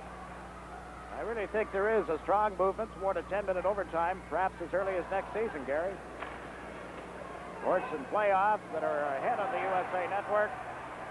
Play to the bitter end. Here's McKegney into the Edmonton zone. Lost it back to the net. Oilers recover, but failed to clear it out. Now Vogelin picked it up and shot it down the ice. Daniel Bouchard leaves it at the side of the goal. 40 seconds remaining in the penalty against Coffey. 5-5 tie. Hunter. Well, he got Berglund across the line. Berglund recovers the puck into the corner, and Huddy steps in front of McKegney, who recovers it now. Tony McKegney works it around to the far wing. That's Bo Berglund. Couldn't get there in time. Gretzky is checked by Price. Nordiques recover in the center ice zone. Time running down on the power play, however. Now only 14 seconds remaining in it. Anton Stastny pulled it away from Gretzky. Gave it to Price. Pat Price. The pass off the board. Picked up by Goulet. Left side. Peter Stastny couldn't recover. Stastny worked it back in the net. Lowe was there. Aims at 6 aside again. Kevin Lowe up to Gretzky, now to Curry. Curry, good play for Coffey, who comes over the line. In front to Gretzky and his backhander. Bouchard blocks it with the left hand and then covered up on the puck. Just as the penalty was over, the Edmonton Oilers get their offensive opportunity in overtime. Jakes, if I was the Quebec Nordiques right now and as coach of them, I think it would be very important, much more important than just the 2 points to win this game in overtime right now, for the main reason that you can't afford to enter playoffs with your team knowing that they have not won in overtime all year long. It's just like a jinx. There you see that move of Gretzky, the save of Bouchard. Bouchard has played very well in tonight's game. He's had a heck of a season. He really has. The second highest win total in the league. A lot of years in the National Hockey League, starting out with the Atlanta Flames after a great American Hockey League season with the Boston Braves back in 1971-72. He's had some bad raps over the years, but certainly has come into his own here in his native province of Quebec. Great chance here for Quebec, and Peter Sassy to pay on. He missed the net. Oh my, wide open on right wing and misfired. Cote tips it back to the blue line. Marois turns, shoots, that went wide. Cote and Messier to the boards together. Paymont got a stick on it, couldn't hold the puck. And the Oilers, all copy, has shot it down the ice. A race for it, roots for it back. Touches up, we'll get a face-off deep in the Edmonton zone. 1 minute and 44 seconds left in the overtime period. Once again, overtime is proved to us that it's exciting. We take a look at someone, Norman Rochefort, that has been worked well in overtime. There's Paymont's shot. Boy, will he be kicking himself right now. He had a glorious opportunity to win this game for the Nordiques. Something they need to do badly. That jinx may already be haunting this Quebec team, Gary. You've got to think that way anyway, because sitting there on the bench, having not won on all of those overtime experiences. Edmonton got the puck following the face-off. It's low on the left wing boards, out to center ice to Hughes. It's back as Hughes tries to cut in off the wing. Waits for some help now. Centers, and was broken up by Goulet. Goulet dumps it into center ice. Lowe has to chase it. Peter Stastny right on top of him. Lowe banks it off the boards, and it's cleared out into center ice. The point to Anton Stastny. Put it right on Kevin Lowe's stick. Recovered at center ice. Peter Stastny to Goulet on left wing. Goulet can't get it to Stastny. It comes outside the line, picked up by Dory. 1 minute and 7 seconds left in overtime. The puck loose. Moving up is Dory. Steps it over the line, passes it to Goulet on right wing. Goulet bumps into Lowe, and there's Hunter for Edmonton. A long pass out of the reach of Pat Hughes. 52 seconds left in overtime. Lowe with the puck. Edmonton with an extra man on the ice and got away with it. The fans were trying to draw it to the officials' attention. Nothing doing. Cote to Gillis. Off his stick it goes. Picked up by Coffey. Rounds the net with 35 seconds. Long pass to Gretzky. Wayne Gretzky over the line with Gary Curry. Gretzky holding on to the puck. Left it for Gregg. Gregg over to the far side. Coffey shot. He scores! Oh, Coffey puts it over Bouchard's shoulder. 4 minutes and 35 seconds of overtime. And the Quebec Nordiques go down to defeat once more in overtime. Edmonton wins for the 4th time. They're 4-0-5 in the extra period. Quebec falls to a record of no wins, 4 losses, and 8 ties. All copy, putting it over the shoulder of Bouchard. Terry? Wayne Gretzky setting this play up. Randy Gregg makes an excellent move here, but the offensive magician, Paul Coffey, how he found room there, I'm just not quite sure. Let's take a look at it one more time. Pozar got knocked down in front of the net. That didn't help Bouchard's concentration by any stretch of the imagination, but just a beautiful shot right up underneath of his arm. Coffey's second goal of the night, his 37th of the season. Gretzky gets to the point, giving him 900 in his career. But Paul Coffey is our player of the game as the Edmonton Oilers come into Quebec and defeat the Nordiques. The final score here tonight, Edmonton 6, Quebec 5. We'll have more coming your way in just a moment. Coming up at 10:30 p.m. Eastern Time tonight on USA. Stay tuned for the pre-Olympic show, Dreams of Gold. Then at 11, another thriller tape with the Alfred Hitchcock Hour. And at midnight, it's the 43rd annual Daytona 200 Motorcycle Classic from Daytona International Speedway in Florida. That all begins at 10:30 p.m. Eastern Time tonight, right here on USA. And on USA tonight, we saw the Edmonton Oilers defeat the Quebec Nordiques by a score of 6-5, thanks in part to this man, Paul Coffey, who had 2 goals, 3 assists, the game winner. But it didn't begin with such great statistics. That overtime started with you in the penalty box. No, not at all. I think the penalty I took, there was quite a bit of an argument about, but I did deserve the penalty. Andy Van Helden made a good call. It was a bonehead play on my part, and I owe a lot of credit to the 10 or 8 guys, whoever were killing the penalty out there, did a hell of a job. Oh, bonehead, you came back and won the game. Let's take a look at the overtime winner with inside of a minute remaining in overtime. This is going to be Paul Coffey. Gretzky began the play. He found Randy Gregg, and the doctor fed Paul Coffey. Yeah, I had the puck behind our net, and I just gave it right up the middle to Wayne. and he attracts so much attention. He just held on to it, and Randy Gregg moved up, and I yelled for the pass, and he made a super play to me, and I just didn't even look. The puck was ahead of me. I just tried to get it on net, and fortunately it went in. Now, Paul, 2 goals, 3 assists. That gives you 111 points on the year. That's better than 100 points. You're only the 3rd defenseman in NHL history to reach that, with Dennis Potvin and Bobby Orr being the others. That's some pretty fine company for you. Yeah, I've been fortunate. I've been injury-free the whole year, and I've had a fairly consistent year. I think any points I get or any stuff I do out there, I owe a lot to the 20 guys in the team. We got 20 great hockey players, and playing with these guys, it makes it a lot easier. Now going into the playoffs, Jiggs McDonald and Gary Green were upstairs talking about the confidence this team must have, not knowing that it has not lost an overtime game this year. Yeah, there's no doubt. It's only a 5-minute deal, but I mean, anytime you're in overtime and you do win the game, it's a big thing for the team. And tonight we're down a couple of goals and we came back, and we've been a fighting team all year. We've had first place clinch for a while, but we've been motivating ourselves, and so far we're going to try to hit our peak and go into the playoffs with it. And I think that's important for your team. Well, I'm sorry you got your first chipped tooth in tonight's game, but a very important win for your team. Thanks very much.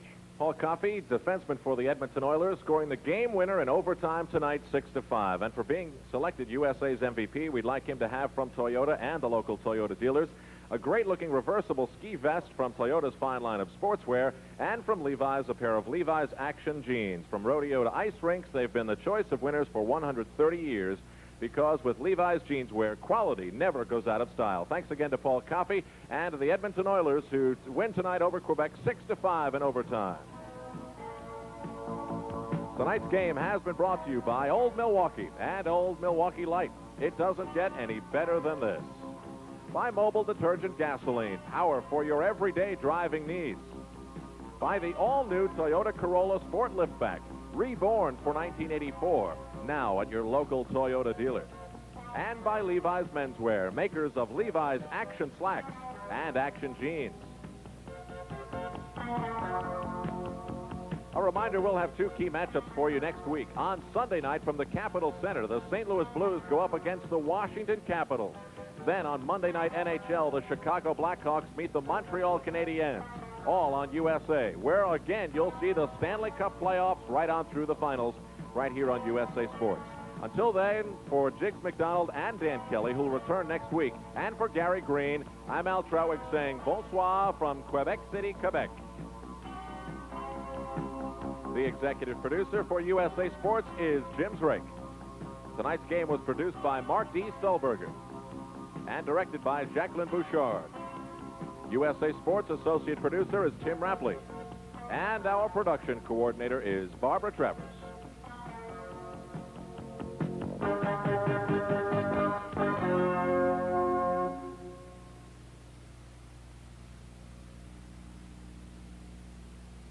The National Hockey League is a sports presentation of USA.